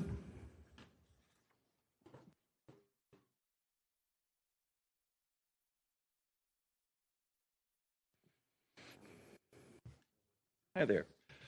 Folks Huxford, 10230 Manorville Drive, Jacksonville, Florida. So I want to point out, some of you don't necessarily know my history, but I moved here in 1991, which was about the same year that the city adopted the zoning code and the comprehensive plan, where this property was designated for RR acre zoning and LDR land use. 35 years later, things have changed, and the city has approved literally thousands of land use amendments and rezonings in the course of time as situations evolve. And this is certainly a case of that, in the sense that now there is water and sewer available, which was not available 35 years ago. And this is exactly the type of infill development in a suburban area that the comprehensive plan promotes. At the last meeting, I had submitted an affidavit where I analyzed the staff report as well as the criteria for land use and zoning. And it was my conclusion, even before it was now reduced to the level that it's at now, that it was consistent with the comprehensive plan, both the land use and the zoning. So I think with the further reduction down to 7.9, it definitely does so. I would point out that the MDR land use category that we're requesting is the one step up. It's literally the next step up from the LDR land use category. And with the site-specific policy, I believe it is definitely compatible. So with that, we ask for your support. Thank you. All right, thank you, sir. Next, we have John Moy.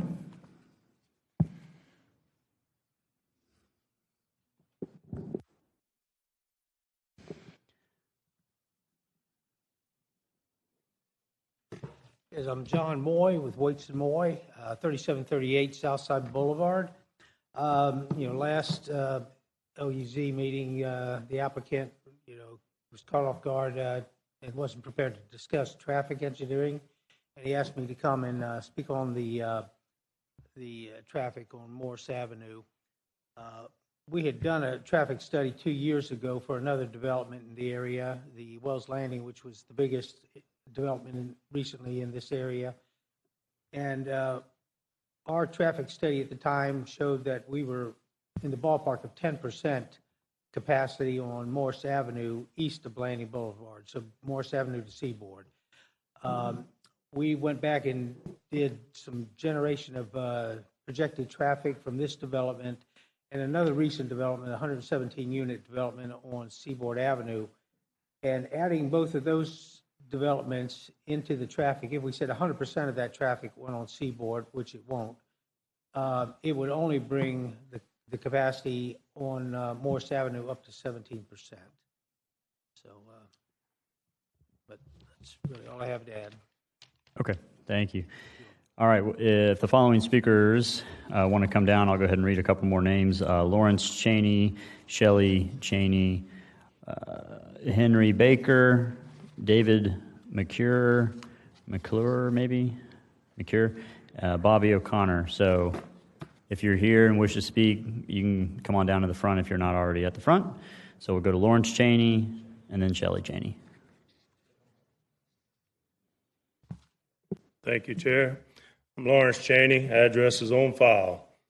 I know y'all remember me from 2 weeks ago. Very much opposed this in our neighborhood. What I ask today is y'all not get fixated on the traffic or dismiss what the other woman said 2 weeks ago, that it was at 100% or whatever. I can't debate who's right or who's wrong, but I'm not here just because of the traffic. I'm here because the precedents y'all are going to set throughout this state or through this city and the state of Florida is zoning doesn't mean a thing. When I go to build something, it sure means something. When I go to try and get a permit, I have to adhere to the zoning. It seems like the developers get a hall pass, and there's a lot of loopholes in the system that they can skirt around. And I don't think it's fair to local builders that aren't developers that try to build on one lot specific lots, one house at a time, or for a custom home on a customer's lot that they want to build a home on. We have to go to zoning. We have to abide by the zoning. I just think y'all are making a major mistake to start just changing the land use, and it very much is not an urban developed area like Mr. Phillips said. It's very much rural, and that's why we chose to live here and build our lives here around the rural openness. And it's just a travesty that y'all can just, 7 of y'all, 8 of y'all, or 10 of y'all can make the decisions that affect all of our lives. You know, I'm going to be affected. My neighbors are going to be affected. It's just a travesty that they can change the land use to something they want. Well, how about just adhere to what's there and build what you can on the zoning? I'm not going to argue the zoning in place. I'm up here arguing the fact that they can just try to change it.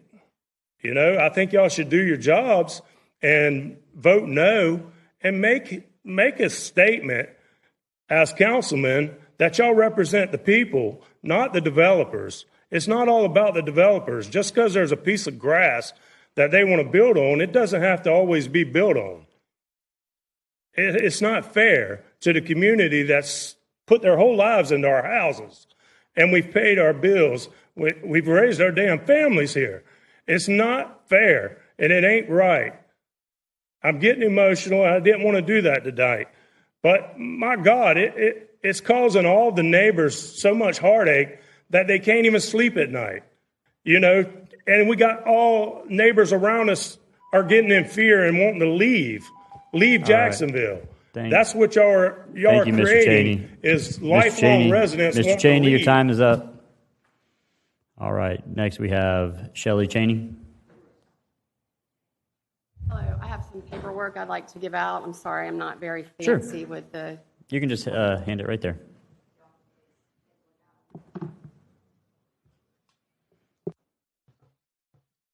I'm very visual, and hopefully y'all will take a look at them.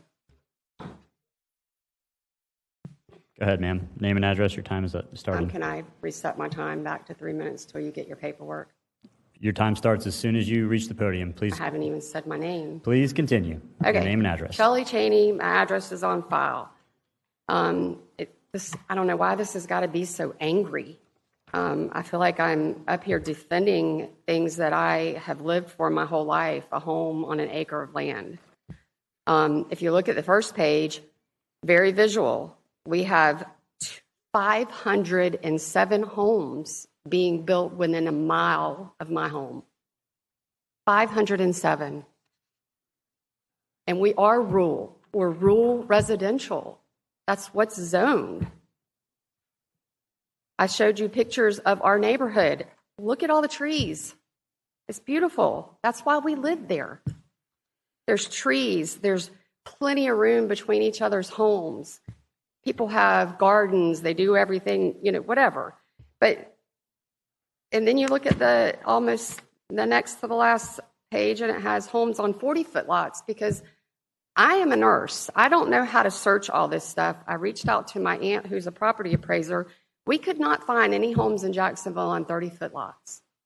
Homes, single-family homes, 2-story, 24 feet wide, with 6 feet in between the two homes, and their roof overhangs almost touching. Yes, he came down some. He did 160, 159, 157, 158. It's still a majority of houses on 30-foot lots.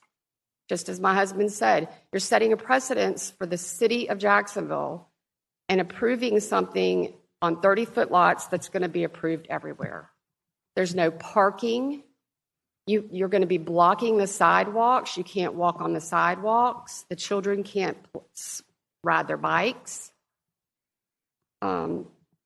It's just, I mean, I really wish that y'all would listen to the people that have put y'all in office here in our community. And I personally emailed Ms. Bannister, and I asked her for a current study, traffic study, and she told me the proposed development, if it progresses, a methodology meeting with the city traffic engineer will be required to determine the need for traffic analysis. We live there every day. There's more traffic than what they're saying is there. And with 507 homes there, I can promise you it'll be at 100% or more. Thank you. I ask for you to please vote no, please. All right, next we have Henry Baker, followed by David McCure. Henry left? Oh, okay, does not wish to speak, is in opposition. David McCure? McCurr, all right, is here, does not wish to speak, is in opposition. Bobby O'Connor? Do you wish to speak? This is 06. Don't wish to speak. Okay, she opposes. Donna Tanner? Are you here? All right. She is in opposition. Elaine Wilson? All right. Followed by Laura Young and Tanya Wells.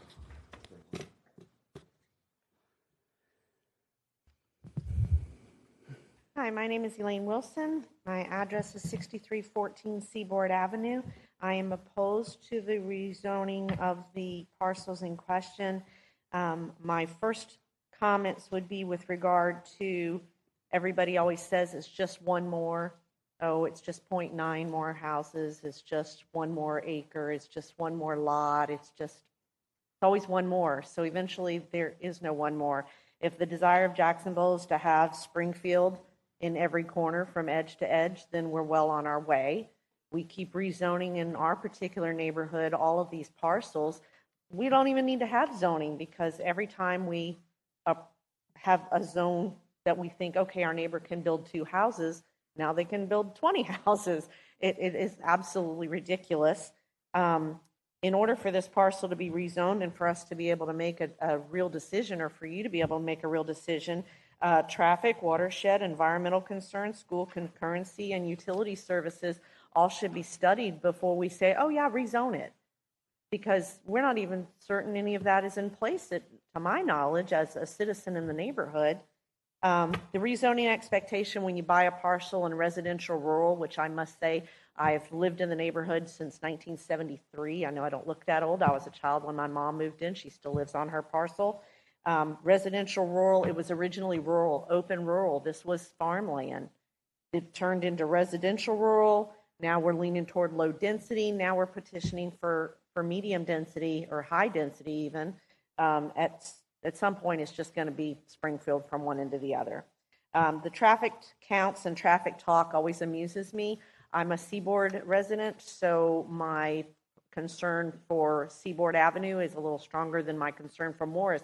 I like the way we focus on Morris Avenue because that's where the corner of this parcel is at Morris and Seaboard. Morris may have very little commuter traffic because Morris Avenue goes from a dead end at Ringhaver Park to Blanding Boulevard that could take you to 295 Loop, but it avoids the major employers of the area, which are NAS, which puts all that traffic up Seaboard Avenue and not down Morris Avenue. They're not going to go to Blanding to get to NAS. They're going to go down Seaboard. There's nothing in your 30-year plan for Seaboard Avenue to have an expansion to catch any of the watershed off of the road. No improvements. I currently have a pothole out in the front of my property as we speak.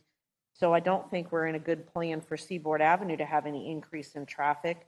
And until there's some really thorough address of the concerns for impact, changing zoning just because somebody petitions when we are so close, as your first speaker indicated, 0.9, then use the zoning you have. I yield my time. Thank you. Thank you. Next, we have Laura Young.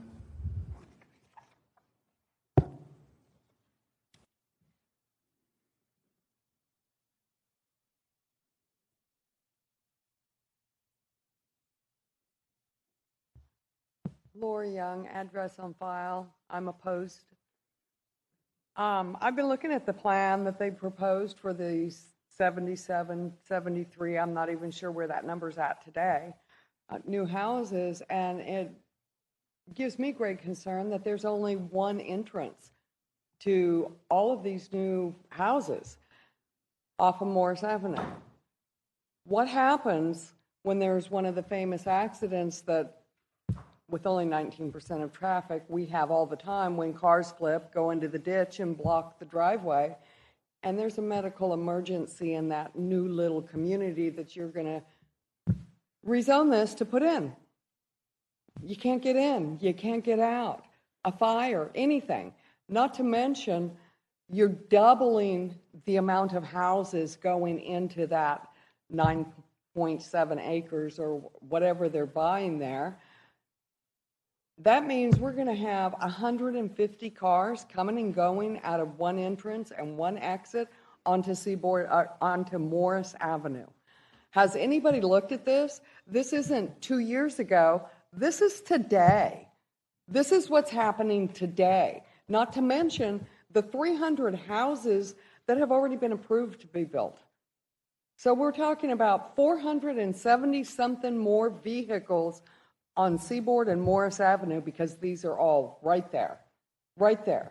There's a major traffic issue coming. Amenity services, there's no sewer. City water might be in the street, but none of these houses are connected.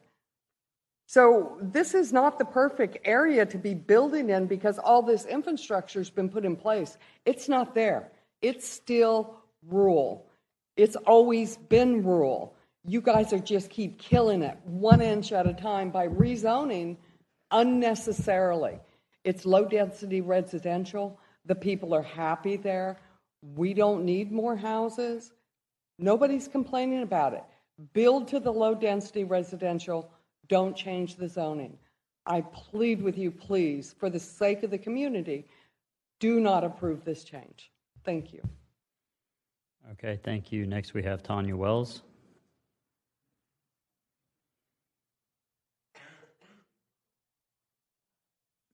Hey, Tanya Wells, 5694 Morris Avenue. Good evening. I'm here to oppose the rezoning request because it is inconsistent with the existing land development pattern in the surrounding area, raising concerns about infrastructure, neighborhood stability, and long-term planning.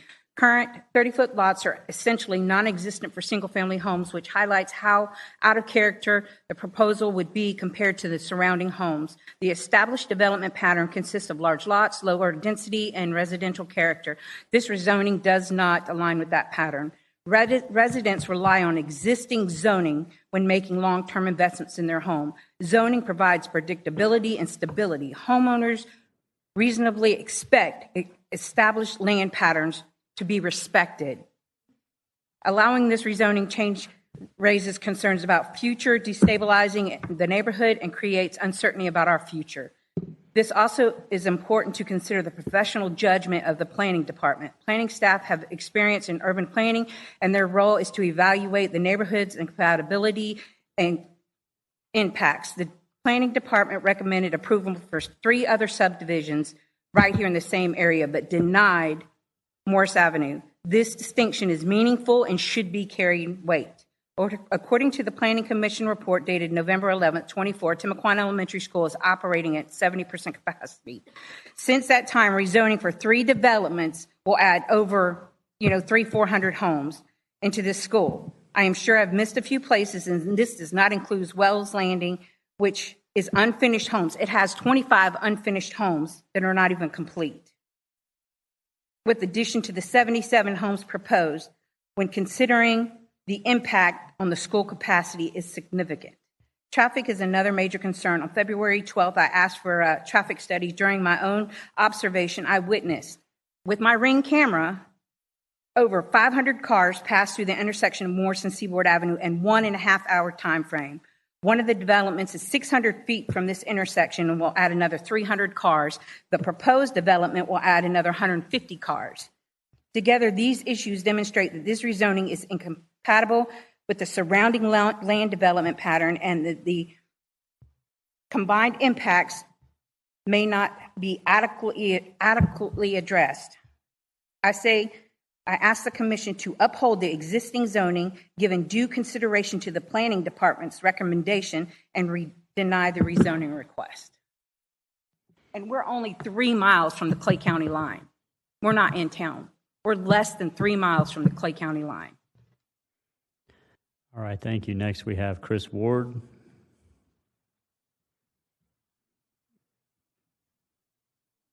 All right.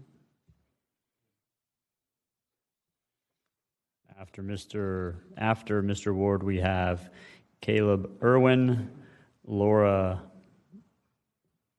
Alim, and then Jamie Travis Leonard. And go ahead, Mr. Ward. Good evening, Chris Ward with Meritage Homes. Here to support the project. Just a few comments. About a year ago, the city of Jacksonville approved some of the smaller lots as part of their zoning code for this very specific reason.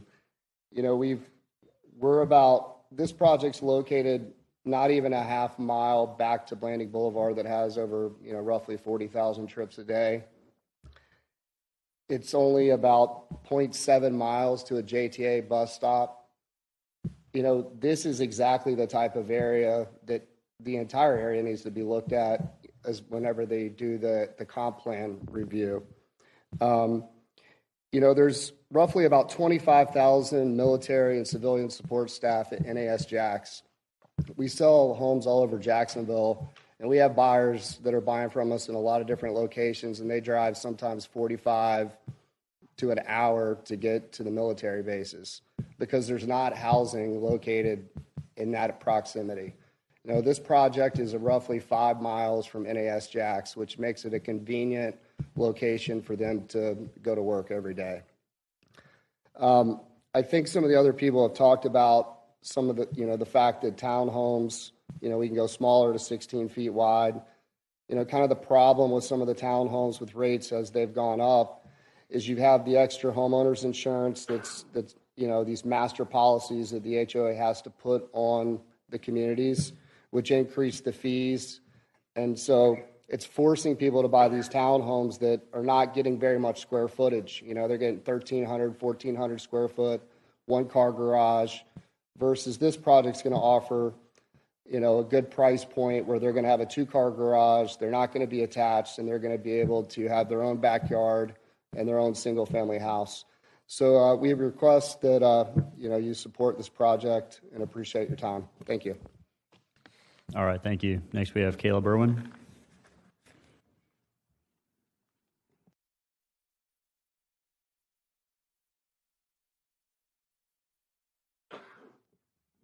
My name is Caleb Irwin. I'm at 5811 Herdia Road. I'm here against the proposal. 7.9 units per acre. Last time we were here, I heard the argument that this is just over the current limit, so why not let them do that? Well, I think that argument kind of goes both ways. Why push for a zoning change for 0.9 units per acre? Why waste taxpayer money, city employees and council members, and the public's time for just 0.9 of an acre? With just that small of a change, one could argue that, I don't know how the rules work, but one could argue that the developer is just trying to set it at this level to get it changed, only to change their unit density later, once it's approved. My wife and I, we moved to this area 13 years ago to be close to my job. I work at NAS Jax as an engineer. Just like that gentleman said, there is housing. I found it right here. We love that this area was rural, had a rural feel to it. There's a farm at the end of the street. We have a very large lot. You mentioned backyards. I can't imagine what kind of backyard you're going to have with 70, almost 8 houses per acre. My house is on half of an acre. And I think my backyard is adequate, but I can't imagine how small that backyard is going to be. But my wife and I decided that we wanted to be here. We love the properties. We love the feel of the neighborhood. We love seeing the farm and thought that it would be a great place to start our family. Well, we now have 5 kids. We love taking walks with them down the street, go to visit the farm, go to the park at the end of Morse. There's a lot of traffic on these roads. And with us walking, one of the things that we are always concerned about, trying to make sure that our kids listen to us and pay attention and watch out. And I just can't imagine how much that's going to increase the danger to us as we go and visit these other areas in the area. We love the rural feel of this area. Approving this would destroy the rural feel of the area, increase the traffic, and would open my community to further changes and further encouraging others to do the same. In that case, for those future places, what's going to be their density? It seems like that would be a high cost for just 9/10 of a unit per acre this time. Thank you. All right, next we have Layla Alim.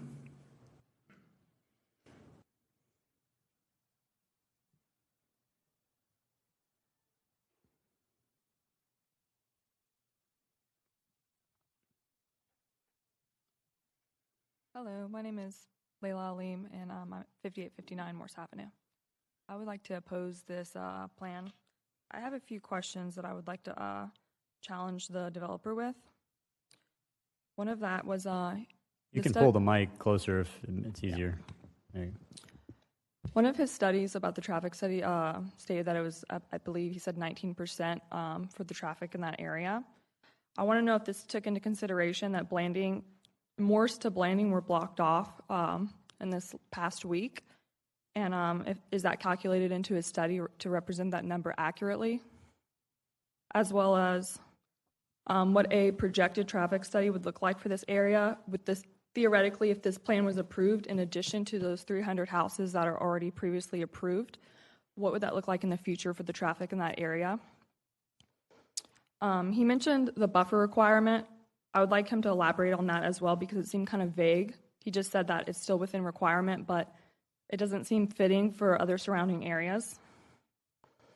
Also, I would just like to say to the councilmen and women here that we the people put our trust in you to support and advocate for us.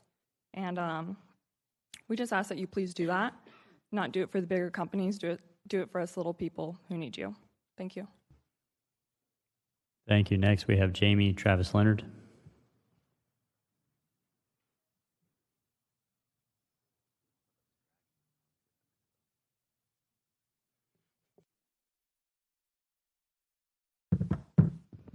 Good evening. Good evening, City Council members. My name is Jamie Travis Leonard. My address is on file. I'm here to oppose 2606, predominantly based on the Planning Department's recommendation to deny. A couple quotes from that. The site is surrounded on all sides by land designated as LDR. So why are we making a special exception for this site to try and be MDR? Interesting. Seems to not fit with the community. Some other things I found interesting was it would go from 5 dwelling units per acre to 15 dwelling units per acre 3 times. Interesting choice in an area that likes their space. I also wanted to circle back to something one of the individuals said, which is there's a JTA bus stop 0.7 miles. Which, sure. And how are we going to get there, folks? On what sidewalks are you walking to this bus stop in this area that is not designed for this level of residential zoning? The next bus stop is 1.8 miles. And so, if we're looking at how many people we're going to put around here, you're going to increase traffic. You're going to upset the neighborhood, obviously, because they're all out here telling you to vote no on this rezoning. And then you're going to put people at a disadvantage when it comes to getting basic necessities. That area is not developed for the zone they want to change it to. You need to keep it LDR. You need to listen to your constituents. Thank you. All right, thank you. The next list of speakers selected that they do not wish to speak, and I'll read them now. Most of them are in opposition. Ann Staley is in opposition. Elizabeth Reyes opposes. Barbara Black opposes. Darlene Renfro opposes. John Harward Jr. opposes. Kinsey Quinones opposes. Steve Tomaszewski opposes. Rodolfo Quinones opposes. Hunter Cheney opposes. Steve Wilson opposes. If you wish to speak, come on down. I'll just continue reading the rest of the cards. Christina Warren, we'll see, I'm not sure. Christina Warren opposes, does not wish to speak. Kyle Horton opposes, does not wish to speak. And Blair Young opposes, does not wish to speak. Luis Vasquez opposes, does not wish to speak. And Corbin Blake opposes, does not wish to speak. All right, sir, name and address, please. Thank you. Steve Wilson, 6314 Seaboard Avenue. Go ahead. I think that most of the comments I would make about this this evening have been addressed by other people. I will touch upon some of those. And also with reference to the legislation discussed earlier in the evening, there is, I'm sure it's not lost on us, there's some irony that we spoke for an hour about a garage facing one street or the other, and now we're putting two-car garage on a 30-foot lot. At any rate, the traffic that was the traffic study that was mentioned about Morse is certainly one thing that's and they're discussing that little section of road between the proposed development and Blanding as though it's kind of a standalone and just a little. There's the bigger issue for traffic at that intersection is going to be on Seaboard, and as I think other people have said, it's often used as an alternative to Blanding, and there's a lot of traffic that's each of the four-way stops along that road are like a drag strip to a lot of people when they come further up to the end of Seaboard that I live on. The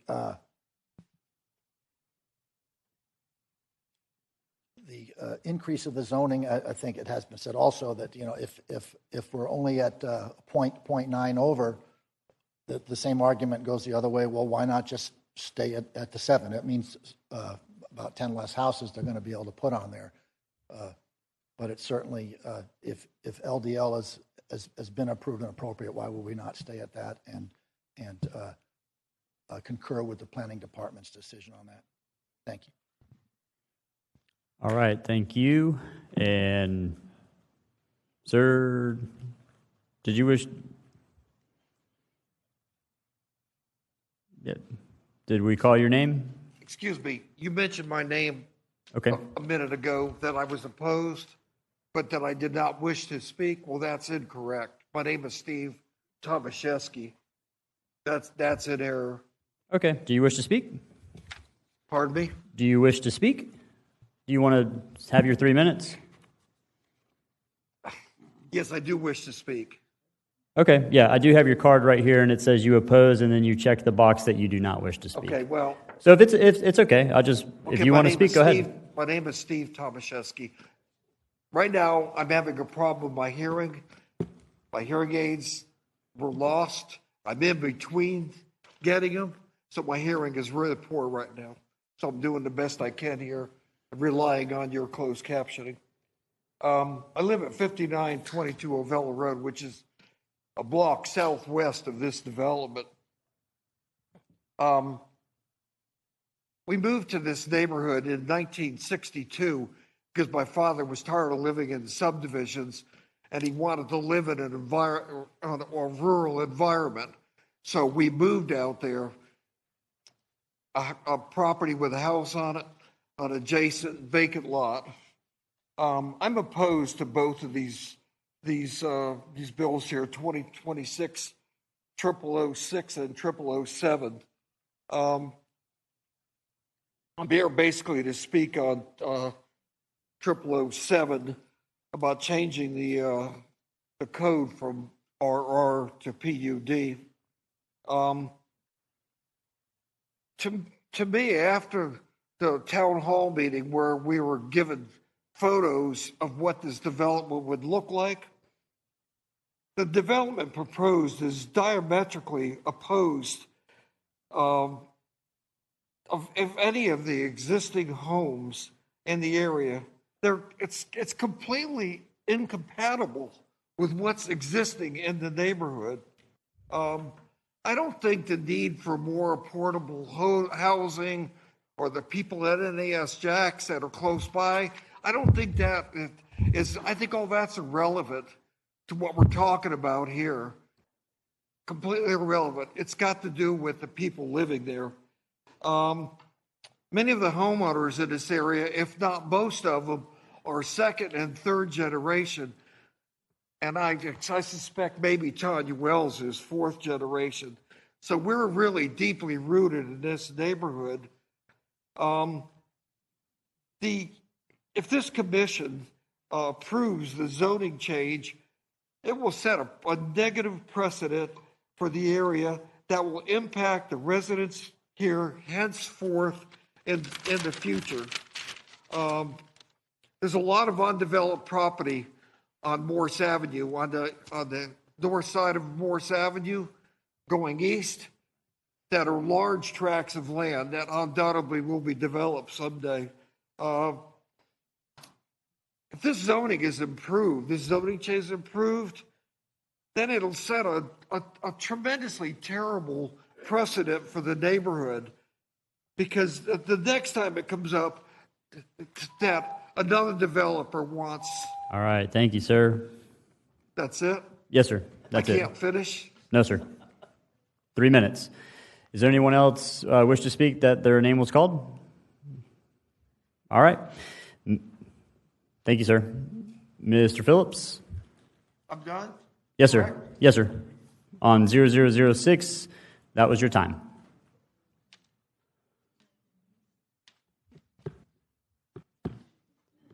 And this is going to be Mr. Phillips' rebuttal time, 3 minutes. Go ahead. Thank you. Hayden Phillips, 1301 River Place Boulevard. It was suggested that we should decrease the unit count even more. I promise you we have looked at this over and over again, and we've done what we can. Hopefully the site-specific policy with the land use amendment will resolve some of those concerns. It was mentioned that developments like this need to be located at major intersections. I would like to cite policy 3.1.12 of the future land use element, which states the city shall require higher density residential development to locate on or near arterial or collector roads in order to ensure the efficient use of land, public facilities, and services and transportation corridors. This is 0.2 miles from Blanding Boulevard, which is an intersection of a principal arterial, and Morse is a collector road west of Blanding. To the sentiment that we should develop under the current land use and zoning, I mean, imagine what the zoning map looked like 63 years ago when one gentleman said he moved to this area. Avondale was probably RR acre at that point. This is the natural progression of how a city grows. I believe it was referenced that 507 homes are being built nearby. That's not a sign that things are changing. I'm not sure what is. 0.2 miles from here, you have CCG2 zoning and the urban development area. Some of the things that you could build by right today, less than 1,000 feet from this property, are distribution and manufacturing uses, amphitheaters, stadiums, arenas, convention centers, any type of commercial or office use, schools, hospitals, hotels, all with a height of 60 feet. Or those sites could be downzoned for multifamily at 40 units per acre, also 60 feet.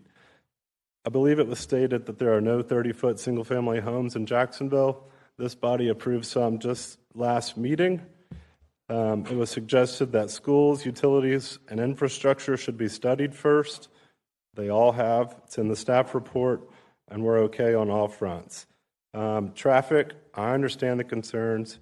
We have to utilize the numbers given, and we've already addressed that. We will not be able to come in with a new rezoning later because that's what the site-specific policy does. It caps the density under the land use.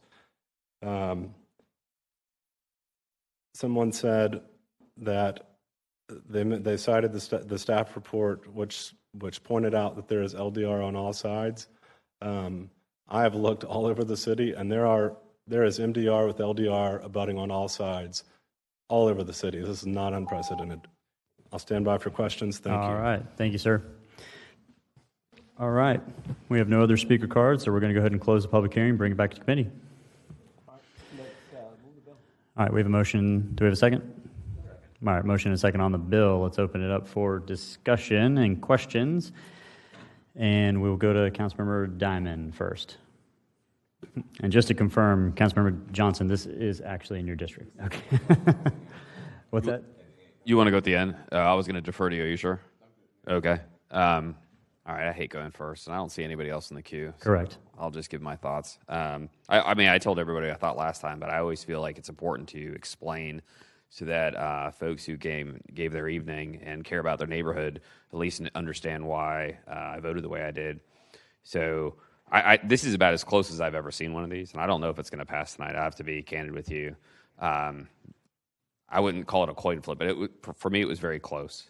And so whenever I'm looking at these things, there's two things I look at. Listen to what the neighborhood says, and then look to see what's in the neighborhood right now.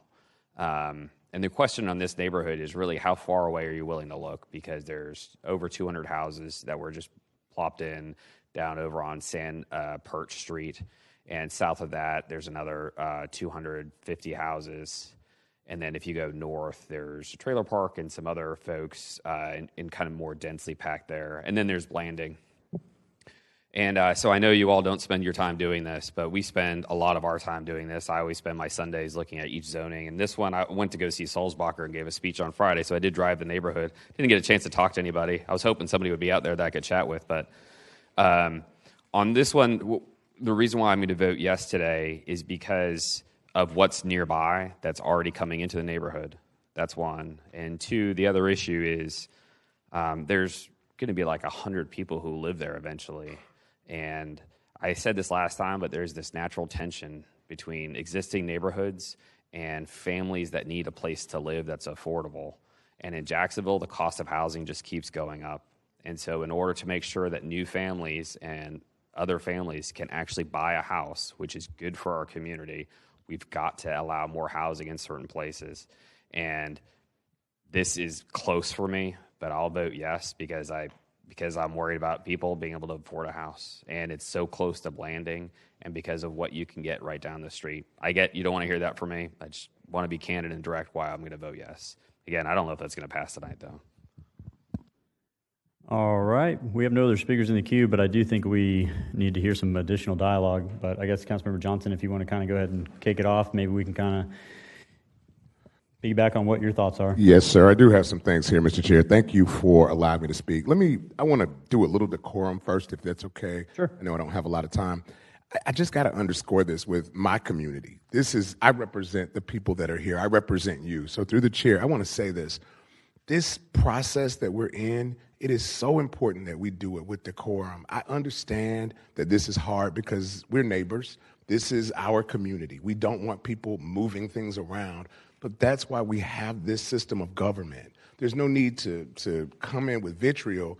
Let's try to work together with data and documentation because that will win. We cannot come and attack the council, the developers. Let's just we can find a way to do it because I do believe that the information is there. We just must do it with some decorum. I have to say, I'm going to say a few things. First, the traffic argument that I heard, the number is 422. Before this development would come, the number of units seems to be 422. That would be the number of houses that are already approved and that would be slated to be in this area. Even with that, I don't think that's the argument that we need to be looking at because with that, from my understanding and talking to the traffic team and doing my own independent conversation, riding by the area many times, walking the area, knowing the area, that capacity, whether it's believed or not, talking to several traffic experts, the capacity would only put that road at about 35%. So I think that is not the argument where we need to look. The other thing is I heard someone say as well, this has nothing to do with affordable houses and nobody's asking for housing. That's just not true. The comprehensive plan says, that's why we got to come with real data, real research, and real numbers. The comprehensive plan says that we need 92,000 homes by 2045. We are behind where we need to be on putting houses in this city. Maybe not in this specific area, but we are. Whether you want to believe it or not, it's in black and white. So I urge you to read the comprehensive plan before just making up these things. Last but not least, the problem here is not the density, it's not the school districts, it's not the traffic. The problem is the land use. That is where the issue lies. The reason that I'm going to be voting no tonight, based on what I see here, I do not think I'm going to go with the recommendation of the planning department and others, is because for us to go for that 0.9 acres, it shows, 0.9 units, it shows again the brokenness of the code. With using this, we end up finding ways that are going to tip scales in ways that I think will cause us consternation in the future.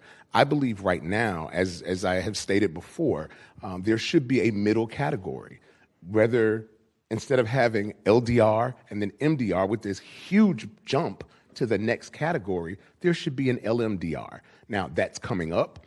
I look forward to working with the community and the developer as we create a new land use category for the comprehensive plan.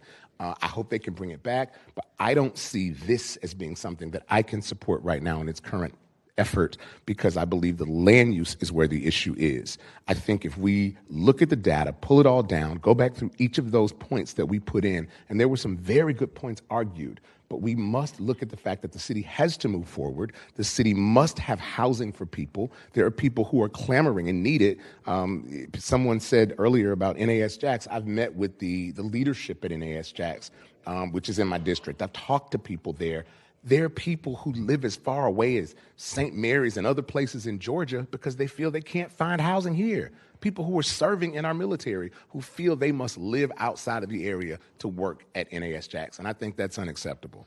However, in this case, this is not right because of the land use, and I do believe once we fix that, the possibilities, as was said earlier by Councilman Diamond, the possibilities are endless. We got to have places for people to live. You might not want to hear it, but it's not the same Jacksonville it was when the city was consolidated in 1968. We have to move forward, but we must do it logically and intelligently. And with this 0.9 use for land use, is just not logical in my opinion. I'll be voting no tonight. Thank you. All right, thank you, Councilmember Johnson. Mr. Harvey, was the site-specific recommendation, or I guess it's not technically a recommendation from Planning Commission, can you talk through that with us? Sure. So the planning department has stated if you guys were to accept this amendment from LDR to MDR, that they would be requesting a site-specific policy that would cap the applicant to the number of units that was proposed. And so that specific language would go in as an Exhibit 3 to this, and you would have to vote to make that amendment just to have it as a site-specific policy and cap him at that number. Okay, does someone need to make that amendment right now? If you're moving to, correct, if you're going to move to accept or approve this amendment, if the body so wishes or desires to do that. So we have Councilmember Diamond making that amendment, and do we have a second? All right, we have a second. So do we need to just have any exhibit you said on that, or do we already have that? There is some specific language. The applicant can come up and provide that specific language. I have a draft version of that, but I'm sure he would like you guys to hear what the staff and him agreed to. Yes, if I may. I believe I have the same draft that Mr. Harvey has in front of him.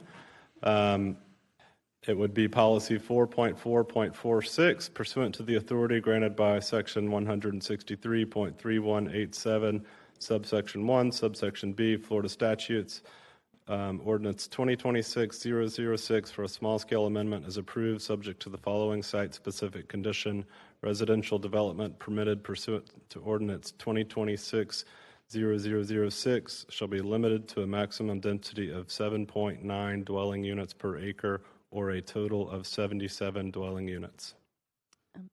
Chair, if I may? Yep. We round down because you can't take like point whatever of a unit.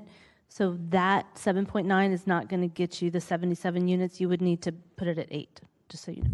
That is fine with the applicant. Okay. So that is basically the written description for the amendment that was just moved and seconded. Is that correct, Mr. Harvey? The language that would be used for the MIC, correct. Got it. Okay. All in favor of the amendment signify by saying aye. Aye. Any opposed? All right. The amendment carries.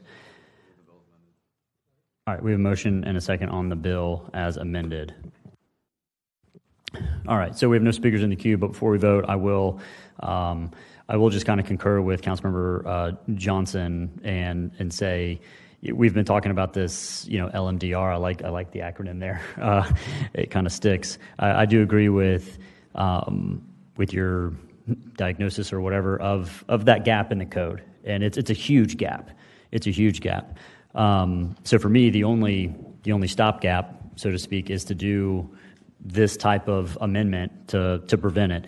I don't know if it's going to pass here tonight. I don't know if it's going to pass at council, but if it does, at least now we have this stopgap on here for the extra 1 unit per acre on top of the LDR. So that gets me as comfortable as possible with this. The traffic, I agree, that was sort of a sticker shock to everybody last week. That kind of got sorted out. That's, I guess, not really an issue anymore. So for the land use category, we have an amendment that now limits it to 8 units per acre. It's been moved and seconded. So if there's any other discussion, get in the queue. If not, we will open the ballot and record your vote.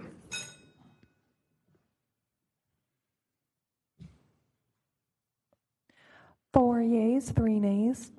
All right. By your action, you have approved 2026-006 as amended. Next item, we have 2026-0007. Council members, please declare any ex parte communication you have at this time. Councilmember Johnson. I have additional ex parte. I went to the audience to speak with Samantha Series and about this a few moments ago, about 30 minutes ago. It's been filed with Legislative Services. Thank you. All right. Councilmember Diamond, you're recognized.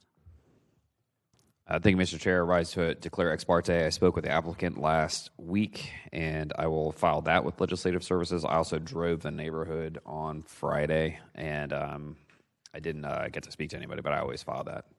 All right. Councilmember Arias, you're recognized. Thank you, Mr. Chair. I also like to declare ex parte. I spoke to the applicant about a week or two ago, and it's currently being filed. Thank you. All right. We have no other ex parte to declare, so let's open the public hearing and get our staff report. Thank you. This is the companion PUD rezoning ordinance 2026-0007, seeking to rezone approximately 9.7 acres from RR acre to a PUD in order to develop the property with a single-family residential subdivision. At the last LUZ public hearing, the applicant did submit a revised written description dated April 1st and a revised site plan dated April 3rd, which reduced the unit count down to 77 lots. These minimum lot sizes for the parcels will be 30 feet in width, with lot areas increasing or decreasing depending upon the interior lots or the exterior lots.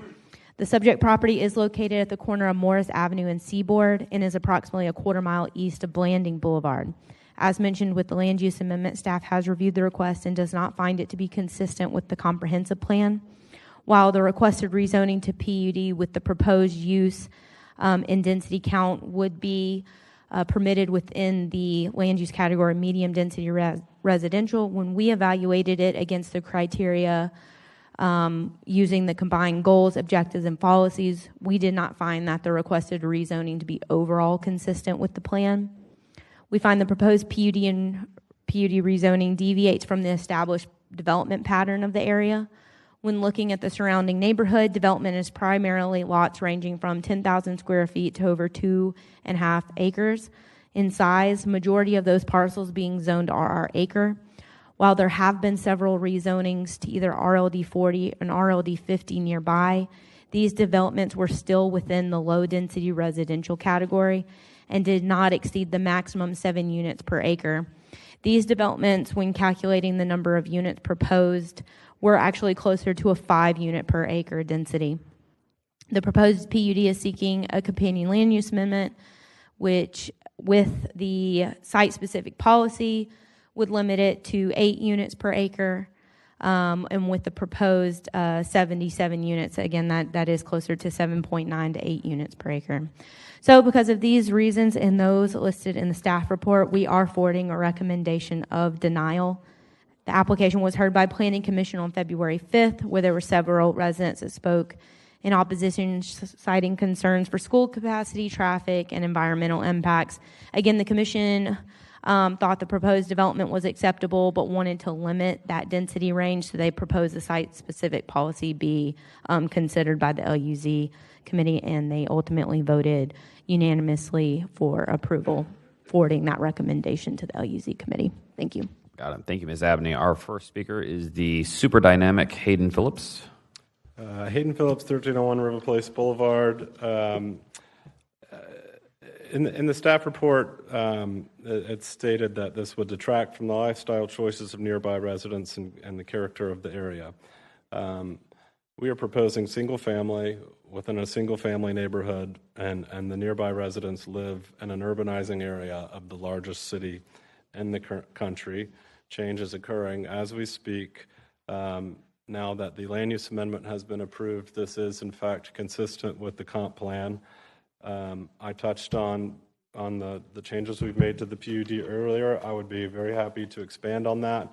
I would also be happy to expand on all of the similar density or higher density developments within close proximity to this location. But all in all, this development would allow the operation of real estate markets as they exist today to be successful and provide a diverse array of housing types and choices to our residents. So we've already taken up enough of your time tonight. I will stand by for any questions that you may have. Thank you.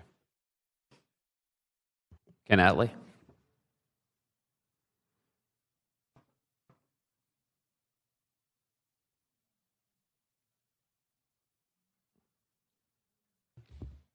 Ken Attlee, 5851 Timaquana Road, Unit 301.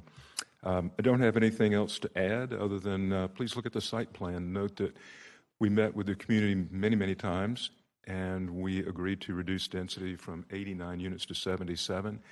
I'd also ask you to please look at the site plan and note the green area along Morse Avenue. It's a very large park, open space, treed area to buffer, as was requested by the community. And we buffered the west side as well. The north side buffers up against a church, and we met with the church pastor and his son, who was co-pastor, and they have no opposition. Be happy to answer any questions. Thank you. Thank you, sir. Next is Elizabeth Reyes. Ms. Reyes, are you still here? Okay. Folks Huxford.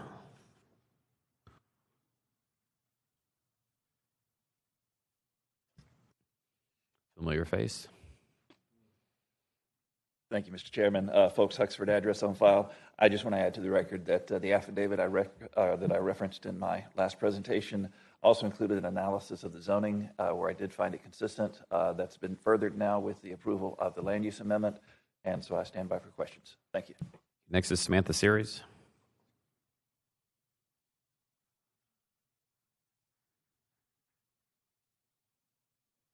Samantha Series, address on file. I oppose this PUD.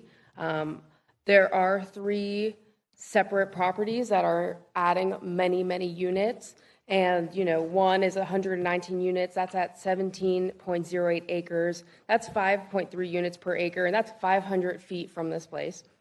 There's one that's 85 units at 22.91 acres, and that's 2,400 feet from this development. And then there's one at 218 units, which is 5 units per acre, which is on 43.41 acres, and that is 1,250 feet from this location. So just so you know, that's pretty close. There's a lot coming on, and those are all LD40, RLD40 and RLD50. I don't think a PUD is appropriate, but if you guys do plan on doing a PUD, I will hope that there's contingencies that make the neighborhood more comfortable with this PUD, because it is kind of in the middle of all of this. And, the developers did come down from 89 units to 77. We wish they would come down a little further, but, it is what it is. At this point, they said that they've been increasing the lot sizes. 18% of those lots that are in that area are increased from 40 to 60-foot lots, and 82% are still those 30-foot lots. So yes, they did increase, but not by much. According to the planning department, the analysis in the area around them is, ranges from 10,000 square feet to over 2 acres in size. I think that's important to note. I do know that there are those other developments that are coming in at RLD 40, RLD 50. Neither of those are RLD 30. And I understand that's why they want this PUD, is so they can squeeze in those 30s. I just think that if you are going to approve the PUD, please make sure there's contingencies to make sure that this area is okay, at least accepting this PUD.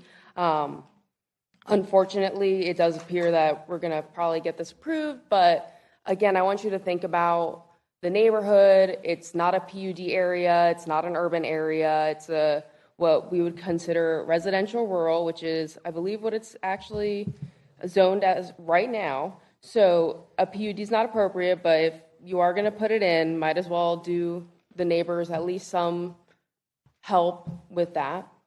I think it's important to note that the bus stop, I thought that was really funny, 0.7 miles from this development. Have any of you walked 0.7 miles in the Florida heat to a bus stop? I don't think so. And there's also no sidewalks to get there from this development. So, and about the affordable housing, these are going to be $300,000 to $350,000. I don't know what affordable housing they're talking about, but it's not that. Thank you. Lawrence Cheney.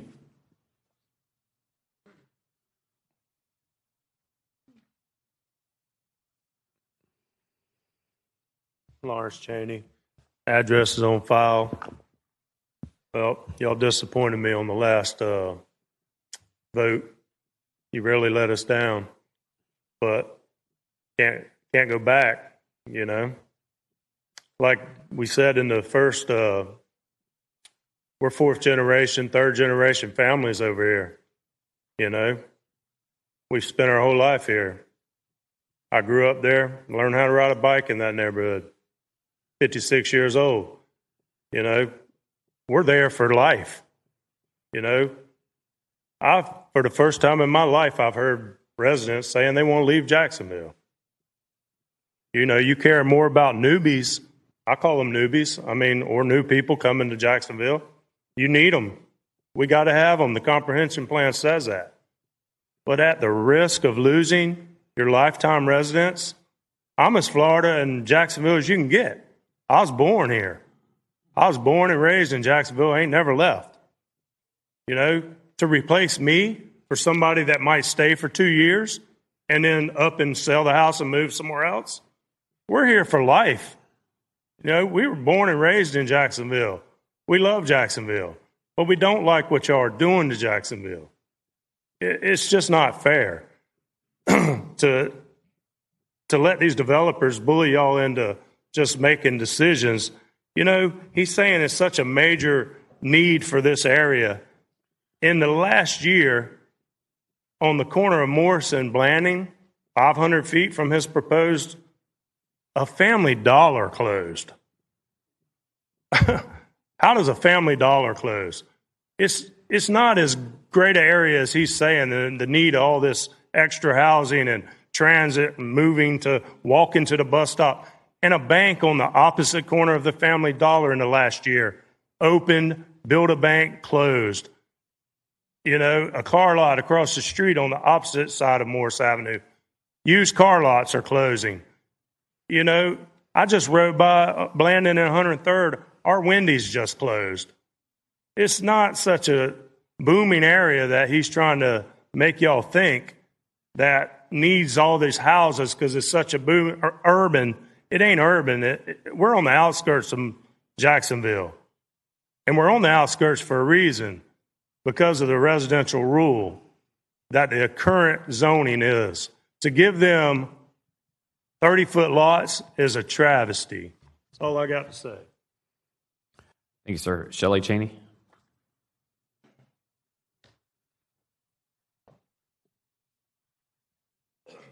Shelley Cheney, address is on file. I'm pretty devastated by your vote previously. I just want to reiterate that the 30-foot lots are quite ridiculous. They do not conform to our neighborhood at all. Again, 24 feet wide, 6 feet between each house. The roof's overhangs are almost touching. That's fine. People can buy that and live there all they want. I don't want to live there. I don't want to look at it. I think it's, everybody's talking about change. There's nothing wrong with change. I have no problem with that. There's change all over Jacksonville. That's fine. There's plenty of other lots that are even bigger than this that are available, even on Timuquana. There's so much other land that they could go to.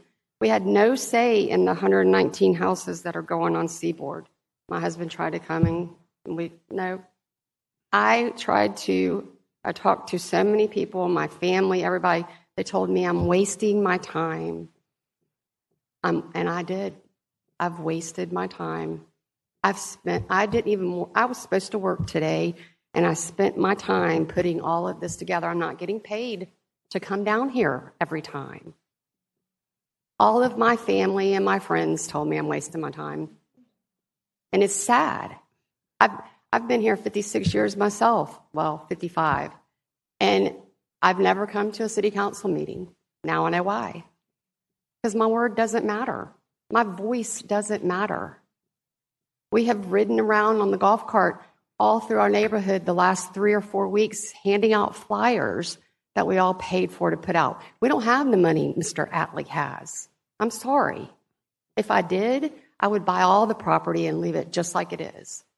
We have deer in our neighborhood. They're gone. This 119 houses that Meritage is also building, it's called greed. And Mr. Johnson can get upset. I'm not mad. I'm just speaking the truth. I'm facts. But I'm not supposed to come here and be emotional. I don't understand it. Everybody was right and I was wrong. And it's sad. It's really sad that the money won tonight. Thank you. Thank you, ma'am. David McClure.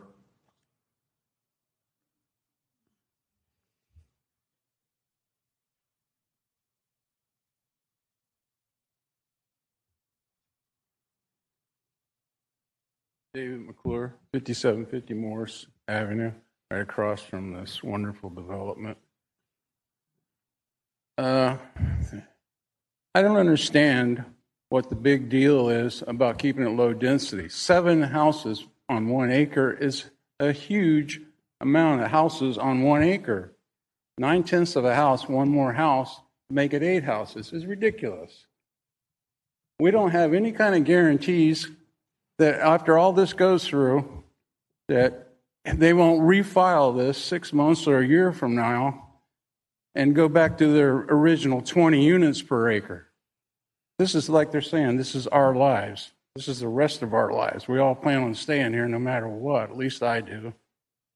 And this is ridiculous. What is the difference between 9/10 of a house and 7 houses on 1 acre? I just don't understand how important that is. I get it for the developer because it's more cash in his pocket. But keeping it low density is what you guys are all about. Following the rules. Not changing the rules, following the rules. That's why we all move there. It's a beautiful area. Everybody doesn't seem to understand that. This is our lives. We all live there. We love it. We want it to stay as it is, but we're all willing to understand that 7 houses per acre is a possible, is growth. But it's ridiculous to change it to medium density, and I vote or oppose it. And there's not one neighbor in our neighborhood that is for it. So please vote no. Thank you. Thank you, sir. Bobby O'Connor.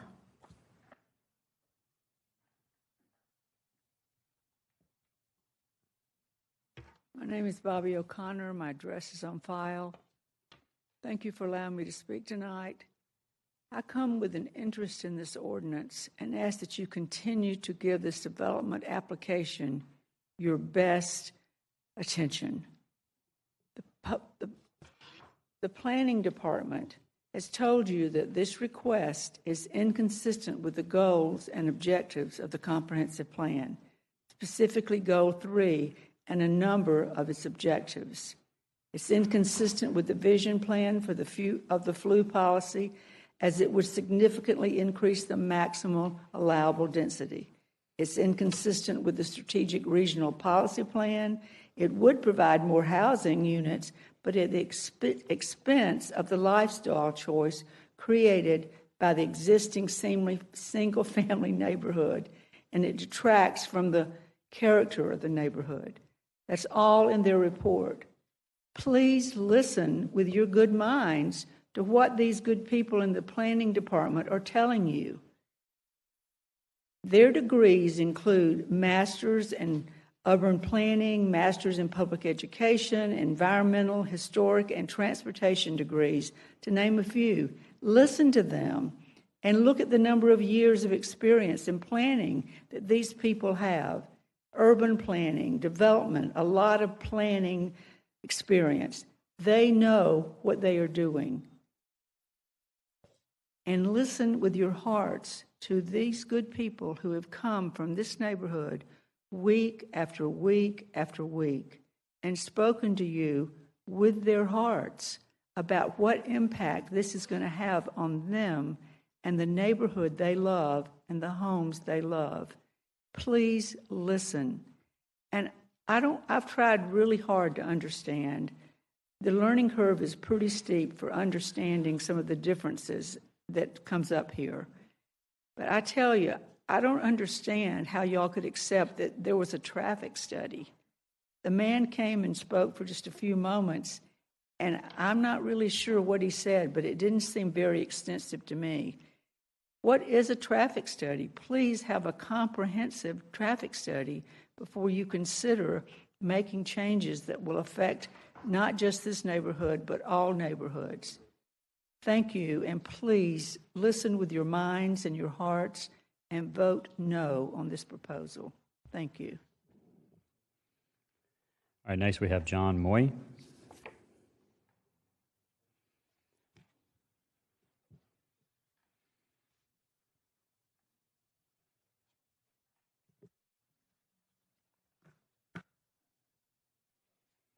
Is John Moy with Boyce and Moy, 3738 Southside Boulevard. I spoke earlier about traffic and don't really have anything further to add. Okay. Next we have Donna Tanner.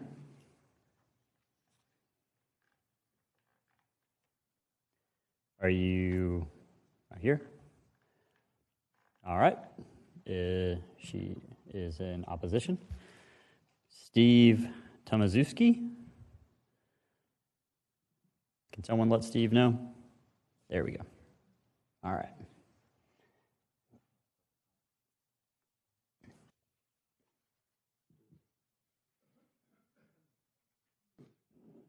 You know, there's a lot of passionate people here Can tonight. you state your name and address, sir?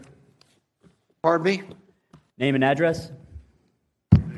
My name is Steve Tomaszewski. I live at Ovella Road, which is 1 block southwest of this proposed development. Thank you. There's a lot of passionate people here tonight that love their neighborhood, moved into it because it was rural. There is a lot of undeveloped land in our area, and we all knew at some point development was going to start occurring. But sensible development is what's needed here, not cramming a whole bunch of narrow homes that look like shotgun houses, if anybody here knows what those are, in our neighborhood. Approving this will set a dangerous and a bad precedent for our neighborhood, that every developer from now on that is going to build houses or anything on any of that undeveloped land, they're going to go back to this precedent and say, well, they got 30-foot lot lines, we want it too.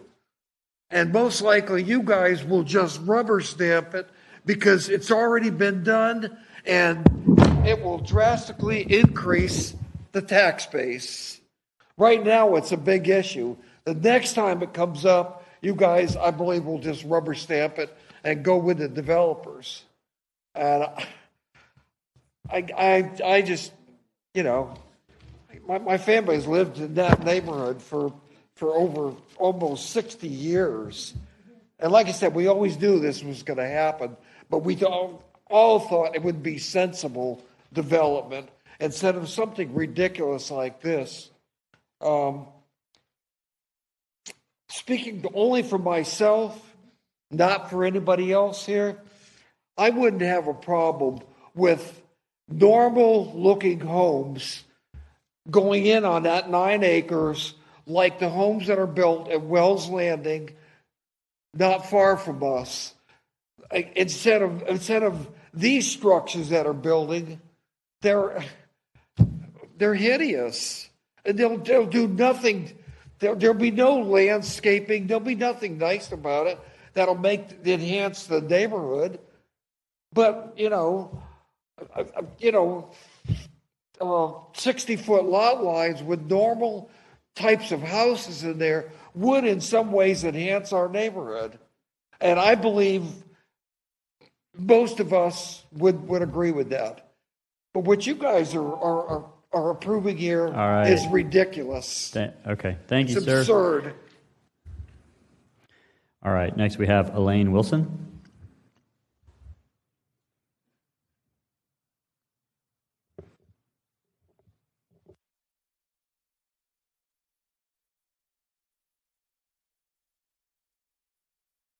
Elaine Wilson, 6314 Seaboard Avenue. Trying to recap a little bit of the frustration of my neighbors. This property, there's 3 involved. 5807 Morris Avenue is 1.15 acres. It's zoned residential rural according to the property appraisers at this moment. That should be 2 houses on it. As a neighbor, that's what we expected, 2 houses. At 5735 Morris Avenue, 5.85 would have been 11 houses. And lastly, at 6750 Seaboard Avenue, 2.77 acres would have been allowed 5 houses for a total of 18 houses. As a neighborhood, we expected 18 houses to go on these 3 parcels. Somehow, we've all mashed them into one big parcel and decided 77, that's a good number, let's do that. It seems like a really strange negotiation in my mind, and I think our neighborhood is really suffering by the impact of taking a big, broad picture.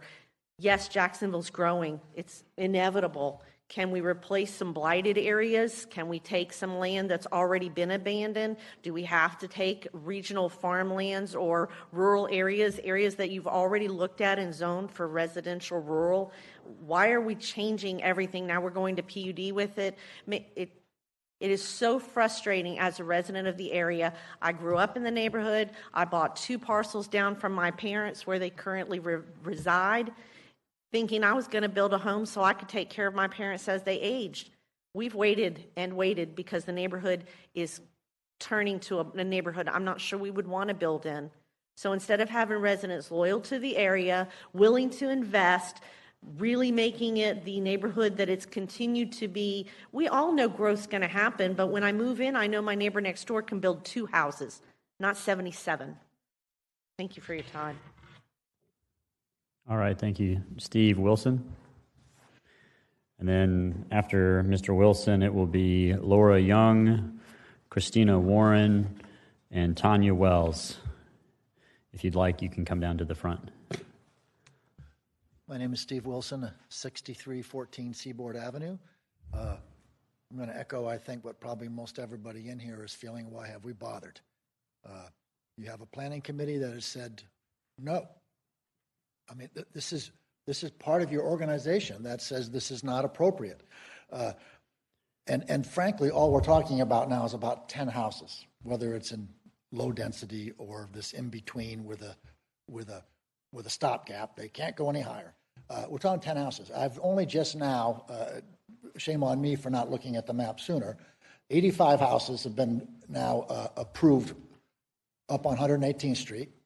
In between, which is what I think somebody had, he's given the distances how far away it is, but they're practically adjacent. In between that 85 and this development, you've now approved 119. When you look at it on an 11 by 17 map and it's colored in, it's virtually the whole middle of the thing. Now, we're apparently 7 units per acre is already allowed for this 9.7 acre parcel. Can we just draw it there? We're talking 10 houses now. We get 85, 119, and somehow NAS Jacks and other parts of other businesses and uses in the area need these extra 10 houses over the 85, the 119, and the 68 that would be on there at 7 per acre. Your planning department said this does not agree. The PUD and the plan, they don't go together. Please consider that. We're talking 10 houses now. Thank you. Okay, next we have Laura Young. Does not wish to speak, is in opposition. Christina Warren. All right, Christina Warren is in opposition, does not wish to speak. Tanya Wells.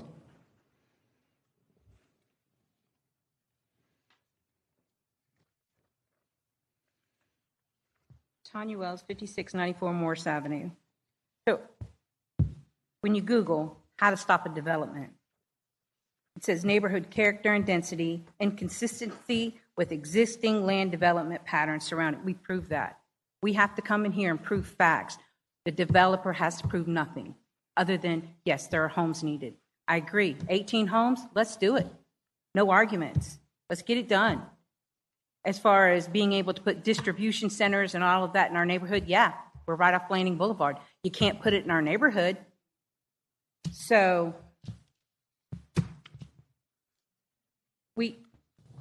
I think we're getting lost in Jacksonville. We're getting lost. I agree, Navy personnel need houses. I agree, they should be closer. But if you Google Zillow, all of the other avenues for homes, there's multiple homes listed for sale in Jacksonville. In our area, at least 250 homes listed for sale in the 32244 area code. So we can't use that as an excuse to allow 77 homes on 30-foot lots in our neighborhood. All right, next we have, excuse me, Jamie Travis Leonard.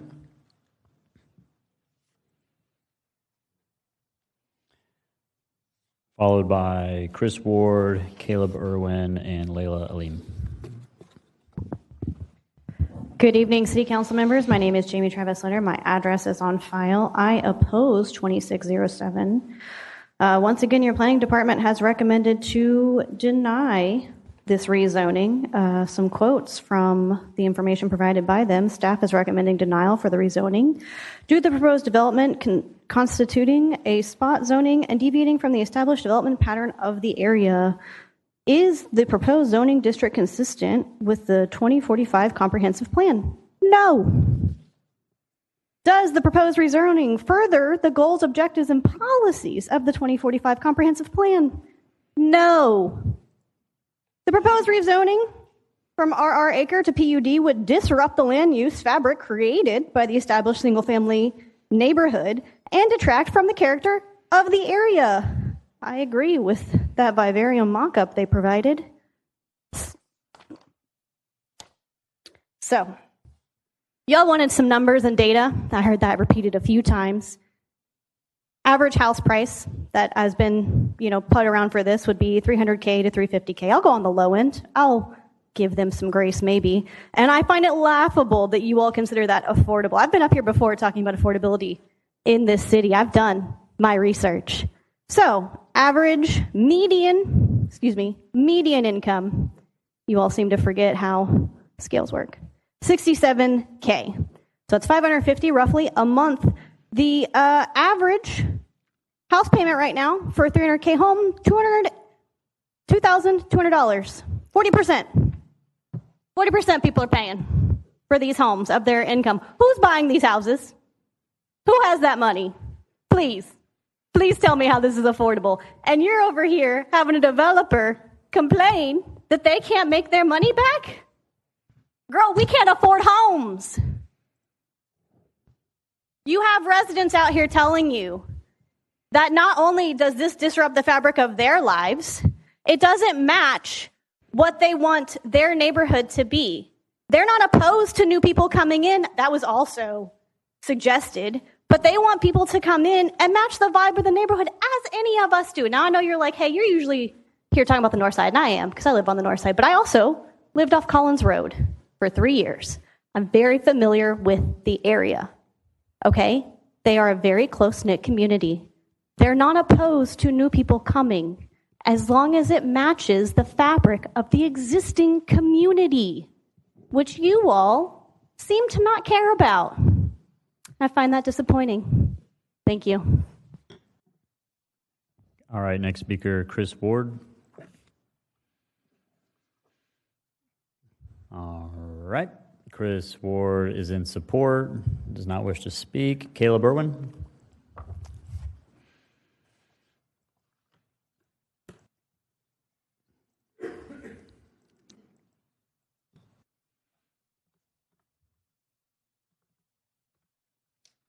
Caleb Irwin, 5811 Herdia Road. I have to say I'm pretty disappointed in the decision earlier. I ask that you guys, reconsider. We've heard from the community tonight. 10 homes, 10 extra homes. I just can't even imagine trying to fit. I said earlier that my house is on half of an acre. I can't imagine trying to fit 4 homes in the area that my home takes up. I can't imagine how that's good for raising a family, raising kids, the kind of folks that we want to bring in. Property size is just way too small, way too dense and compact for the area. It doesn't match. I ask that you guys reconsider. Thanks. Next speaker, Layla Aleem.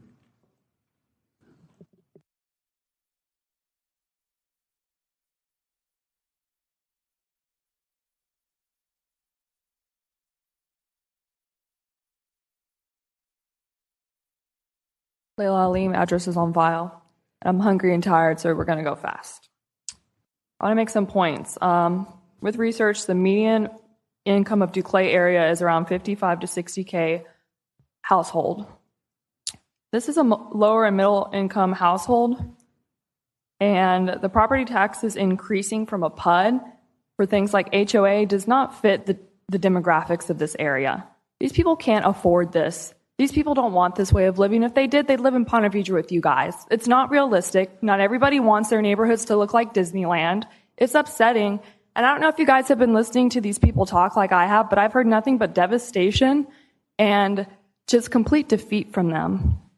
It's sad. It's sad that you guys make a decision to further divide the community and the problems that we already have. And you don't care. You don't care that people don't trust or respect you. You don't care because at the end of the day, you can't see it from your front door, right?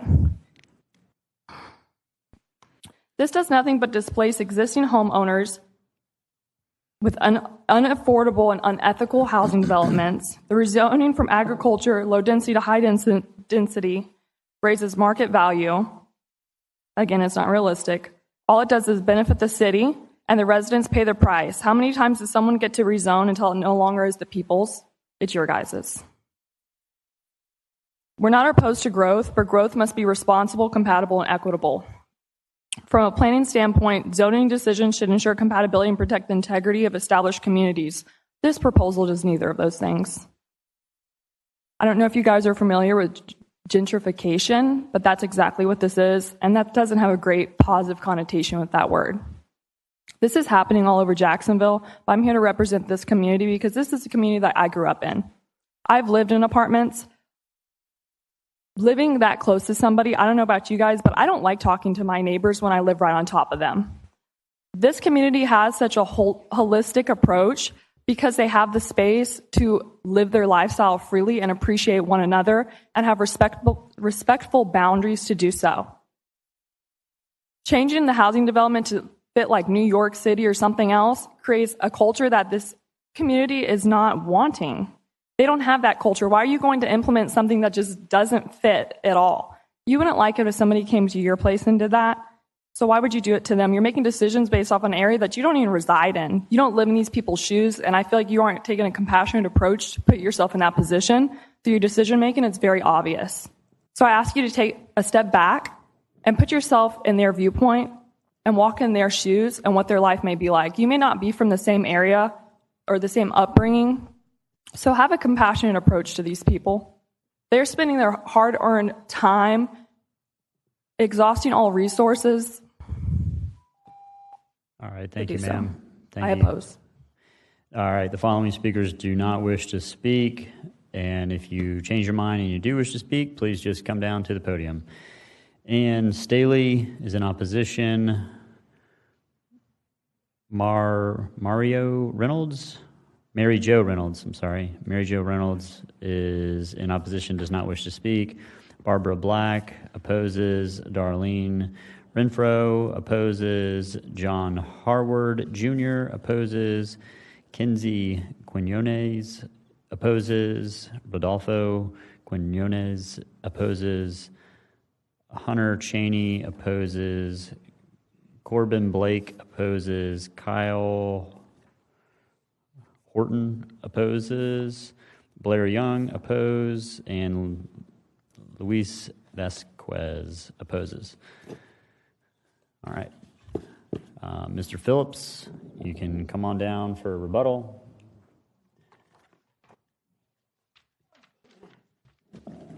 Hayden Phillips, 1301 River Place Boulevard. Thank you.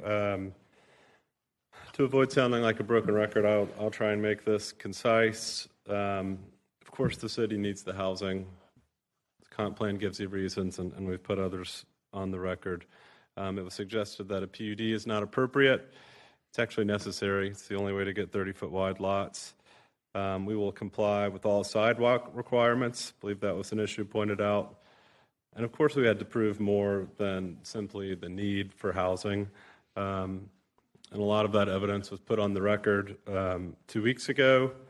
But for purposes of compatibility, there are a ton of higher density developments in close proximity.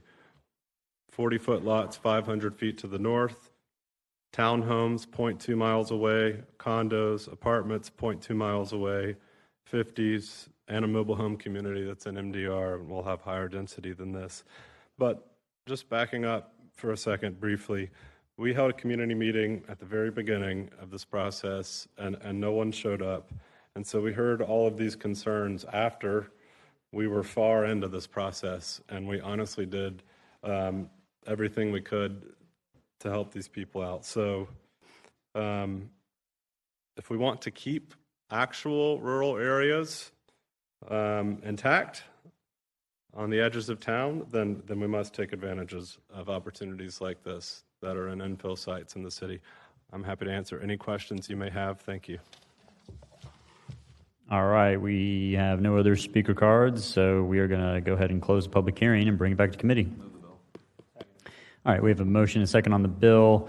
Is there an amendment? Go ahead, Mr. Harvey. Can you please explain the amendment that needs to be offered? Yes, there's two amendments. One to the revised written description dated April 1st that will accommodate the site-specific policy that incorporates 8 units per acre. And then the second one is a revised site plan. All right. So does someone need to offer? Okay, so we have Councilmember Diamond offering that amendment. Do we have a second? All right, we have a motion and a second on the amendment explained by Mr. Harvey. All in favor of the amendment signify by saying aye. Aye. Any opposed? The amendment carries. Now we need to move the bill as amended. All right, we have a motion and a second on the bill as amended. Any discussion? Councilmember Johnson, do you want to speak, or did you already give? We have no one in the queue, so if you'd like to share, go ahead. I kind of just want to reiterate the comments I made earlier as well. And something else I want to say again, while I certainly respect the community, I want to put this on record, Mr. Chair. This procedure, when we are dealing with zoning specifically, this is a quasi-judicial method. We got to deal with competent substantial evidence and not just feelings of the neighborhood. That is so important. However, the evidence has not been presented in this case, from what I see, to warrant us moving forward with this, and it goes back to the land use thing. So wanted to put that on the record. Thank you, Mr. Chair. All right. Thank you, Councilmember Johnson. All right. With that, we have no other speakers in the queue. Let's open the ballot. Record your vote.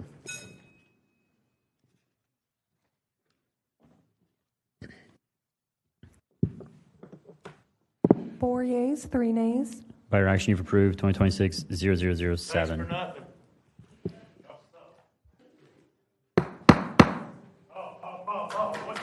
All right, officers, let's make sure that this gentleman makes it out safely. Sir, you're out of order.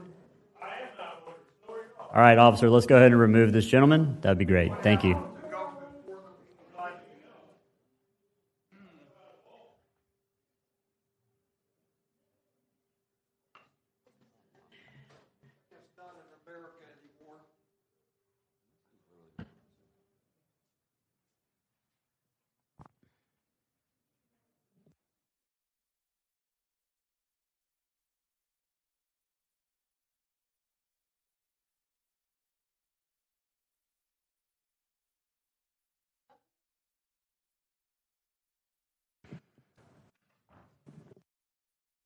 We're just going to wait until everyone's cleared the chamber.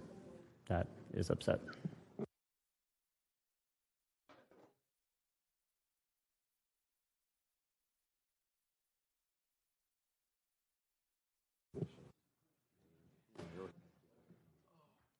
All right. Item number 5, 2026-122. I'll open the public hearing. No speaker cards. We'll continue this public hearing until 5/5/26. We do have one on 122? No, does not wish to speak. I apologize. Open the public hearing. We have one speaker card. Samantha Series is in opposition. Does not wish to speak.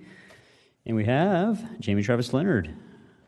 Opposition. Does not wish to speak. We're going to continue this public hearing until 5/5/26. Item number 6, 2026-123. Open the public hearing. 2 speaker cards. First speaker card, Samantha Series. Opposition. Does not wish to speak. Next speaker card, Jamie Travis Leonard. Opposition. Come on down. Good evening, City Council. My name is Jamie Travis Leonard. My address is on file. I realize this is continued, so I will be brief. I have concerns about this. I agree with the North District CPAC assessment to oppose the rezoning. I talked about this at City Council last time, and I haven't seen any updates. So if there's something in the works to get us to 60-foot lots, I would be much more open to the development of this. But until that time, I'm going to remain opposed. So the reasons for the opposal is the location predominantly. This is a rural area, okay? So please stop trying to cram people into our rural area, all right?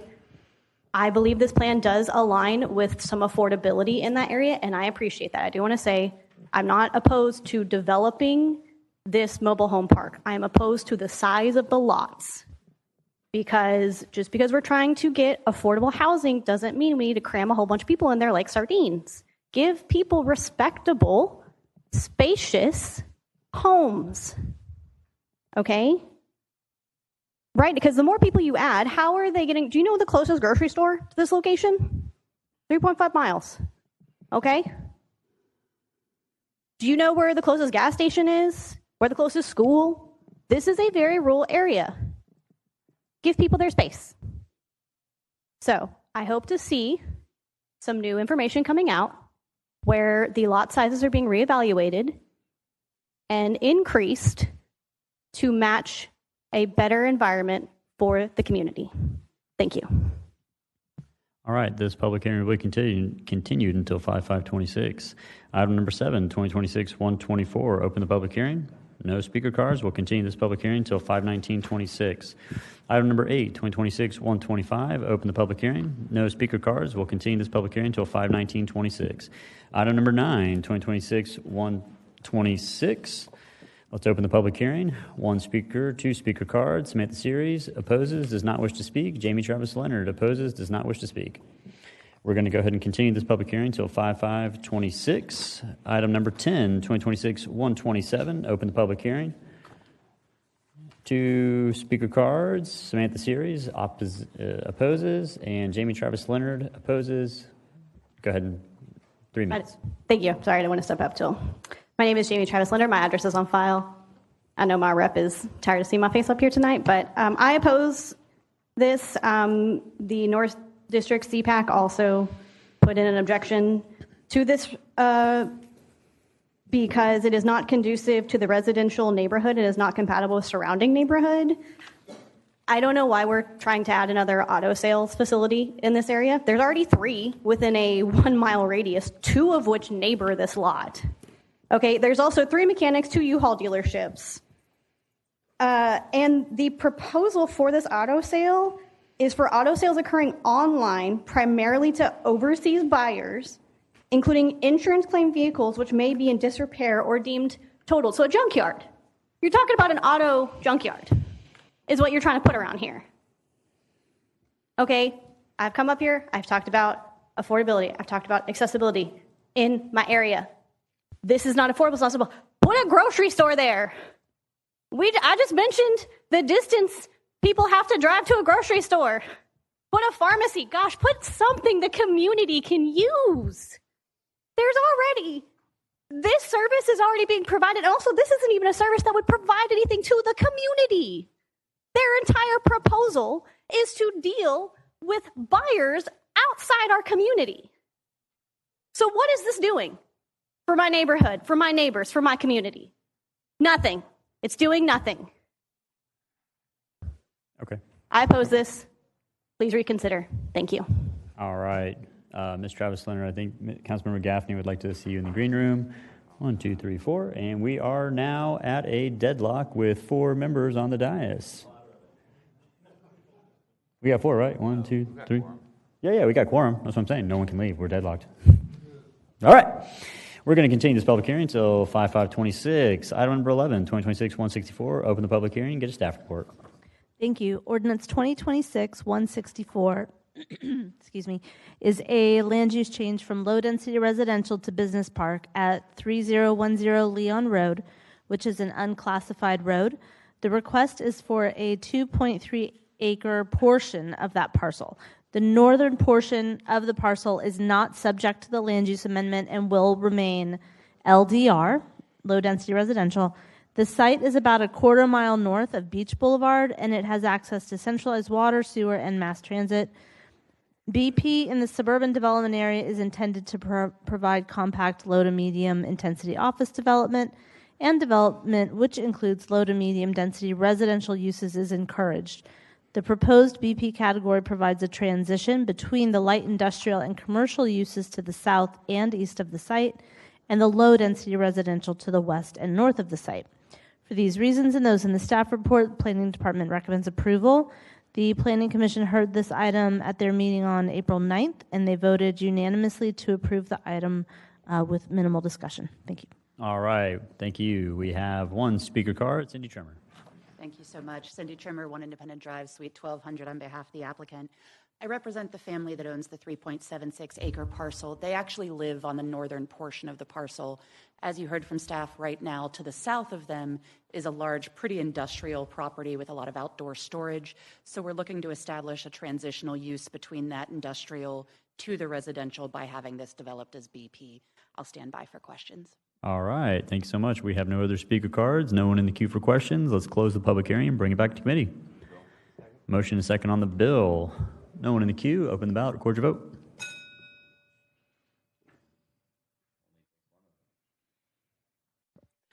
Four yeas, 0 nays. By your action, you've approved 2026-164. Item number 12, 2026-165. Council members, please declare your ex parte communication at this time. Seeing none, let's open the public hearing and get a staff report. Thank you. This is the companion conventional rezoning ordinance 2026-165, seeking to rezone 2.3 acres from RLD 60 to IBP to develop the property consistent with the surrounding area. Again, the property is located along Leon Road, which does extend north from Beach Boulevard. We find it to be consistent and compatible, consistent with the comprehensive plan with the land use change to BP. The proposed rezoning will allow for a transitional expansion of industrial uses that are located south of the subject property while also protecting the abutting residential to the north. There was a similar rezoning that was approved on the east side of Leon Road back in 2024. So because of these reasons and those in the staff report, we forward a recommendation of approval. Was heard by Planning Commission on April 9th. There were no speakers in opposition and little discussion, and they voted unanimously for approval. All All right, thank you. We have one speaker card. Cindy Trimmer. Cindy Trimmer, 1 Independent Drive, Suite 1200, on behalf of the applicant. I'll stand by the staff report and I'm available for questions. All right, we have no other speaker cards. Let's close the public hearing and bring it back to committee. Motion and second on the bill. No discussion. Open the ballot. Record your votes.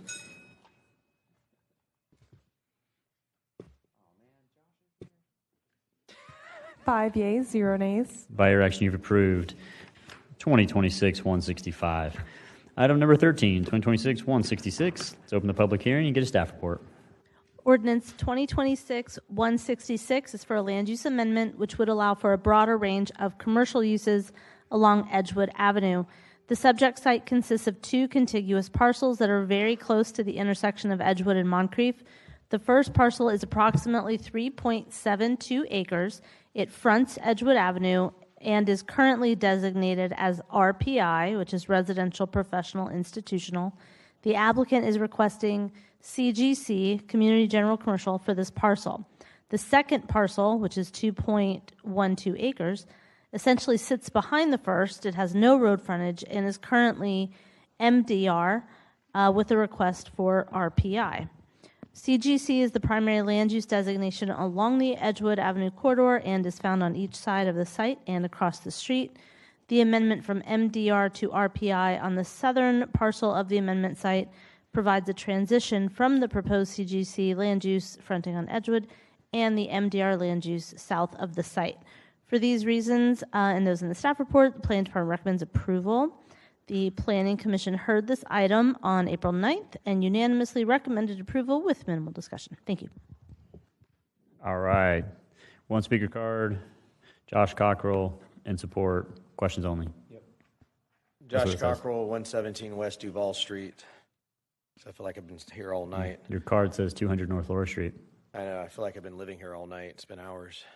But 200 North Laura Street. Got it. Okay. Questions only. We're going to go ahead and close the public hearing and bring it back to committee. We got an amendment. All right. We have a motion and a second on the amendment. All in favor of the amendment signify by saying aye. Aye. Any opposed? The amendment carries. Move the bill as amended. Motion and a second on the bill as amended. Open the ballot. Record your vote.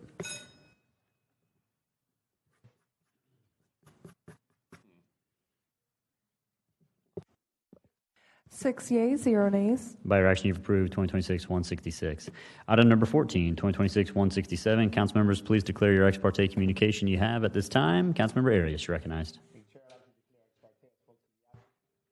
Thank you, Chair. I'd like to declare ex parte. I spoke to the applicant last week regarding this, and it's currently being filed. Thank you. All right. No one else in the queue. Let's open the public hearing. Get a staff report. Thank you. This is the companion conventional rezoning, ordinance 2026-167, seeking to rezone a total of 5.84 acres. This is 2 parcels. So the first parcel is going from commercial neighborhood to CCG1, and the second parcel is going from RLD 60 to CN. The applicant is seeking the rezoning to allow for additional commercial uses along Edgewood, while also expanding residential development options for the area. Staff has reviewed the request, finds it to be consistent with the comp plan. The property is located southwest of the intersection of Edgewood Avenue, which is a minor arterial roadway, and Moncrief, which is a collector roadway. The proposed split zoning from CCG1 to CN creates a natural transition of densities and intensities, which will also help protect the existing residential properties from the more intense commercial uses that would be closer to Edgewood. So because of these reasons and those in the staff report, we forward a recommendation of approval. Application was heard by Planning Commission on April 9th. There were no speakers in opposition, little discussion, and they voted unanimously for approval. All right. Thank you. We have one speaker card. Josh Cockrell, in support. He marked questions only. All right. Seeing none, we have no other speaker cards. Let's close the public hearing and bring it back to committee for the amendment.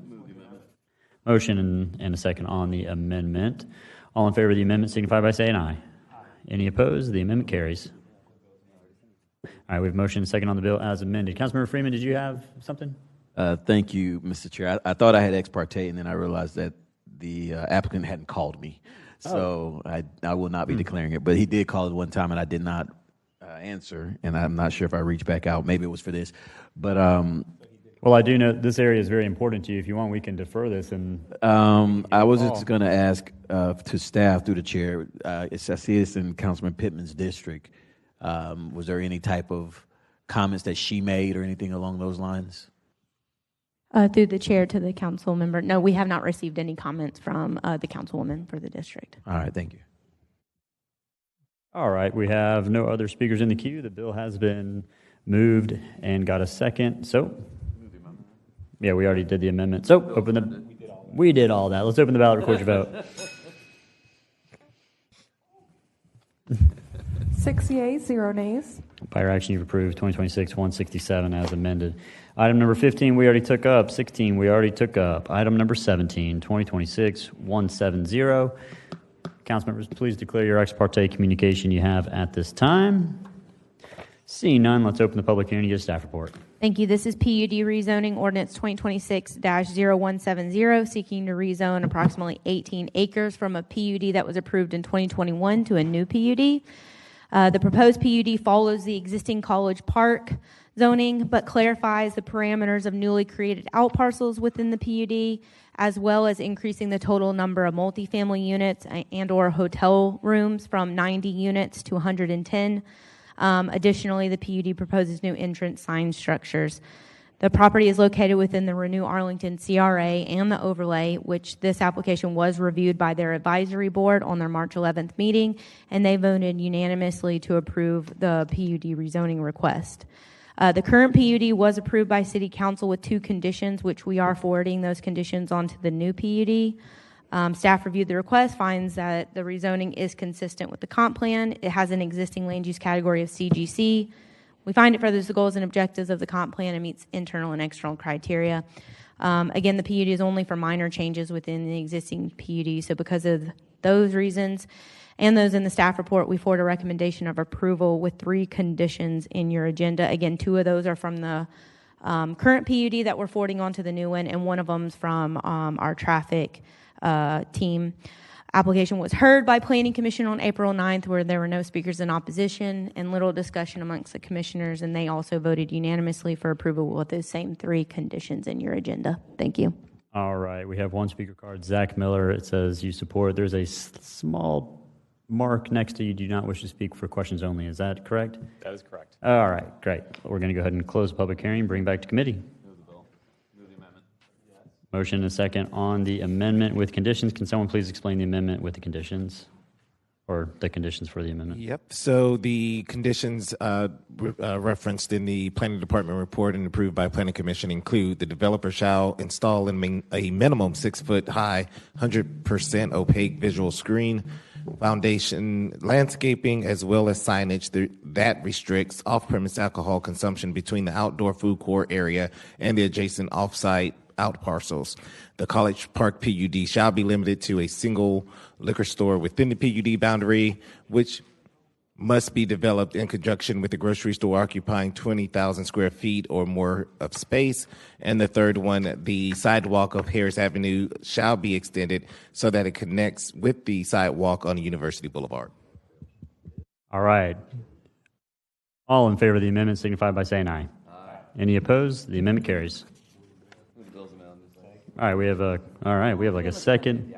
We have a motion, a second, and a third on the bill as amended with the conditions. No one in the queue. Let's open the ballot. Record your vote.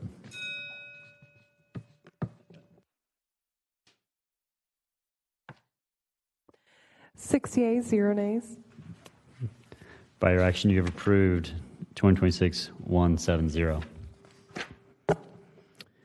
Item number 18, 2026-174. Council members, please declare your ex parte communication at this time. Seeing none, let's open the public hearing and get a staff report. Thank you. 2026-174 is a waiver of road frontage that seeks to reduce the required minimum road frontage from 80 feet to 0 feet to allow for the development of a single-family dwelling in the RR acre zoning district. The subject property is a 0.64 acre lot located approximately 0.2 miles west of New Berlin Road. The property does not have any direct road frontage. However, it has been granted a 12-foot easement through RE number 106-987-0850 to access Durbin's Point Place, a new public right-of-way for the subdivision being built directly south of the subject site. There's a companion administrative deviation that will be heard next. Staff finds the request consistent with the comprehensive plan and compatible with the surrounding area of single-family dwellings and forwards a recommendation of approval. All right, we have one speaker card. Austin Rubashka is in support. Questions only. All right, no other speaker cards. Let's close the public hearing and bring it back to committee. Motion and second on the bill. No discussion. Open the ballot. Record your vote. Solid work, Austin. 6 yeas, 0 nays. By your action, you've approved 2026-174. Item number 19, 2026-175. Council members, please declare your ex parte communication at this time. Seeing none, let's open the public hearing and get a staff report. 2026-175 seeks an administrative deviation to reduce the minimum required lot area from 43,560 square feet to 27,007 square feet. As previously stated, the property is zoned RR acre, which requires 1 acre per dwelling. While the subject property does not meet the minimum lot size requirements for the RR acre zoning district, the proposed lot size and configuration will be compatible with the new subdivision being built directly south that the property will be utilizing for access. This subdivision is zoned as RLD 60, which requires 6,000 square feet and 60 feet of width. The proposed lot reduction is from 1 acre to over half an acre, which is significantly larger than what the RLD 60 zoning district requires. For these reasons and those in the staff report, we forward a recommendation of approval. All right, thank you. We have 3 speaker cards. First speaker, Austin Rubashka, in support. Questions only. Next speaker is Joel Aguilar is in support. I'm sorry. My guy over here is I'm sorry, man. Is in support, does not wish to speak. And then the next speaker, or the next speaker card is Nervo Ergarin. Okay, Ergarin in support, does not wish to speak. I'm sorry, man. All right. We have no other speaker cards, thankfully, and we will close the public hearing and bring it back to committee. All right, we have a motion second on the bill. No discussion. Let's open the ballot, record your vote. 6 yeas, 0 nays. By your action, you've approved 2026-175. Item number 20, 2026-177. Open the public hearing. No staff report because it's getting withdrawn. We have any? We don't have any speaker cards. Okay, no speaker cards. Close the public hearing, and we are looking for a motion on the withdrawal. All right, we have a motion and a second to withdraw. No discussion. Open the ballot. Record your vote.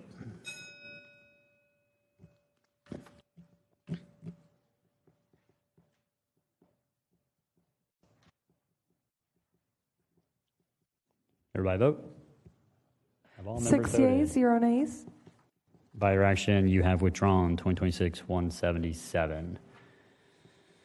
Item number 21, 2026-208 is deferred with a public hearing next cycle. Item number 22, 2026-209 is deferred. Public hearing will be next cycle on 5/5/26. Item number 23, 2026-210 is deferred, and there will be a public hearing on 5/5/26. Item number 24, 2026-211. Council members, please declare any ex parte communication you have at this time. All right, seeing none, let's open the public hearing and get a staff report.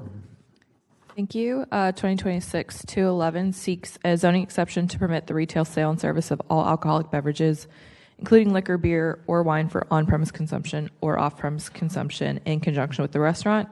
If approved, the exception would be granted to Cappuccino's Breakfast and Sports Bar.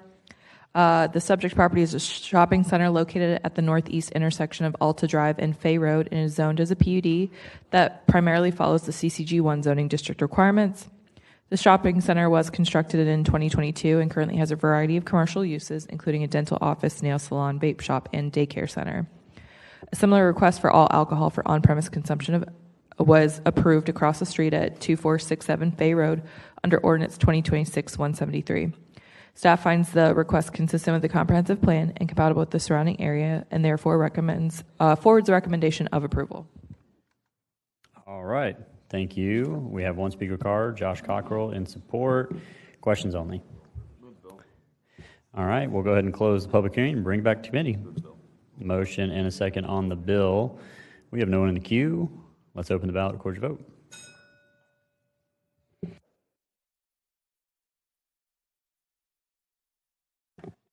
6 yeas, 0 nays. By your action, you've approved 2026-211. Item number 25, 2026-212.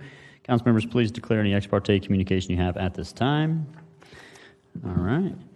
I have ex parte to declare. I don't have the form in front of me, but I spoke with Josh Cockrell on the phone. I believe it was last Thursday to discuss the waiver of road frontage, and this paperwork is going to be filed with the Legislative Services. And with that, we will open the public hearing and get a staff report.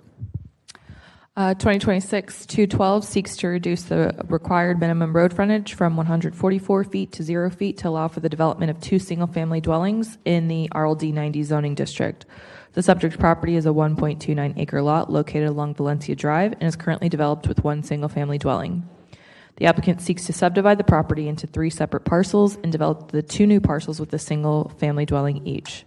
While the property does have additional frontage along Rankin Drive, an approved private road, the applicant does not have permission to utilize Rankin Drive for access. The proposed new lots will be utilizing a 15-foot access easement through the current lot to Valencia Drive for ingress and egress and will not use Rankin Drive. Given the existing lot pattern surrounding development, including parcels located to the north of the subject site, strict application of the road frontage requirement would create practical difficulty by limiting reasonable development of the property consistent with the surrounding area. For these reasons and those in the staff report, we forward a recommendation of approval. All right, thank you. We have one speaker card, Josh Cockrell, questions only. No other speaker cards. Let's close the public hearing, bring it back to committee. Motion and second on the bill. No discussion. Open the ballot, record your vote.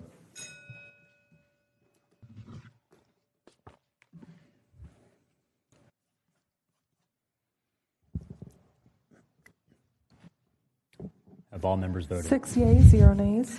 By your action, you've approved 2026-212. All right, item 26, we already have taken up. The following bills are on second reading: 2026-273, 274, 275, and 276. Committee members, that will conclude our meeting. This meeting is adjourned.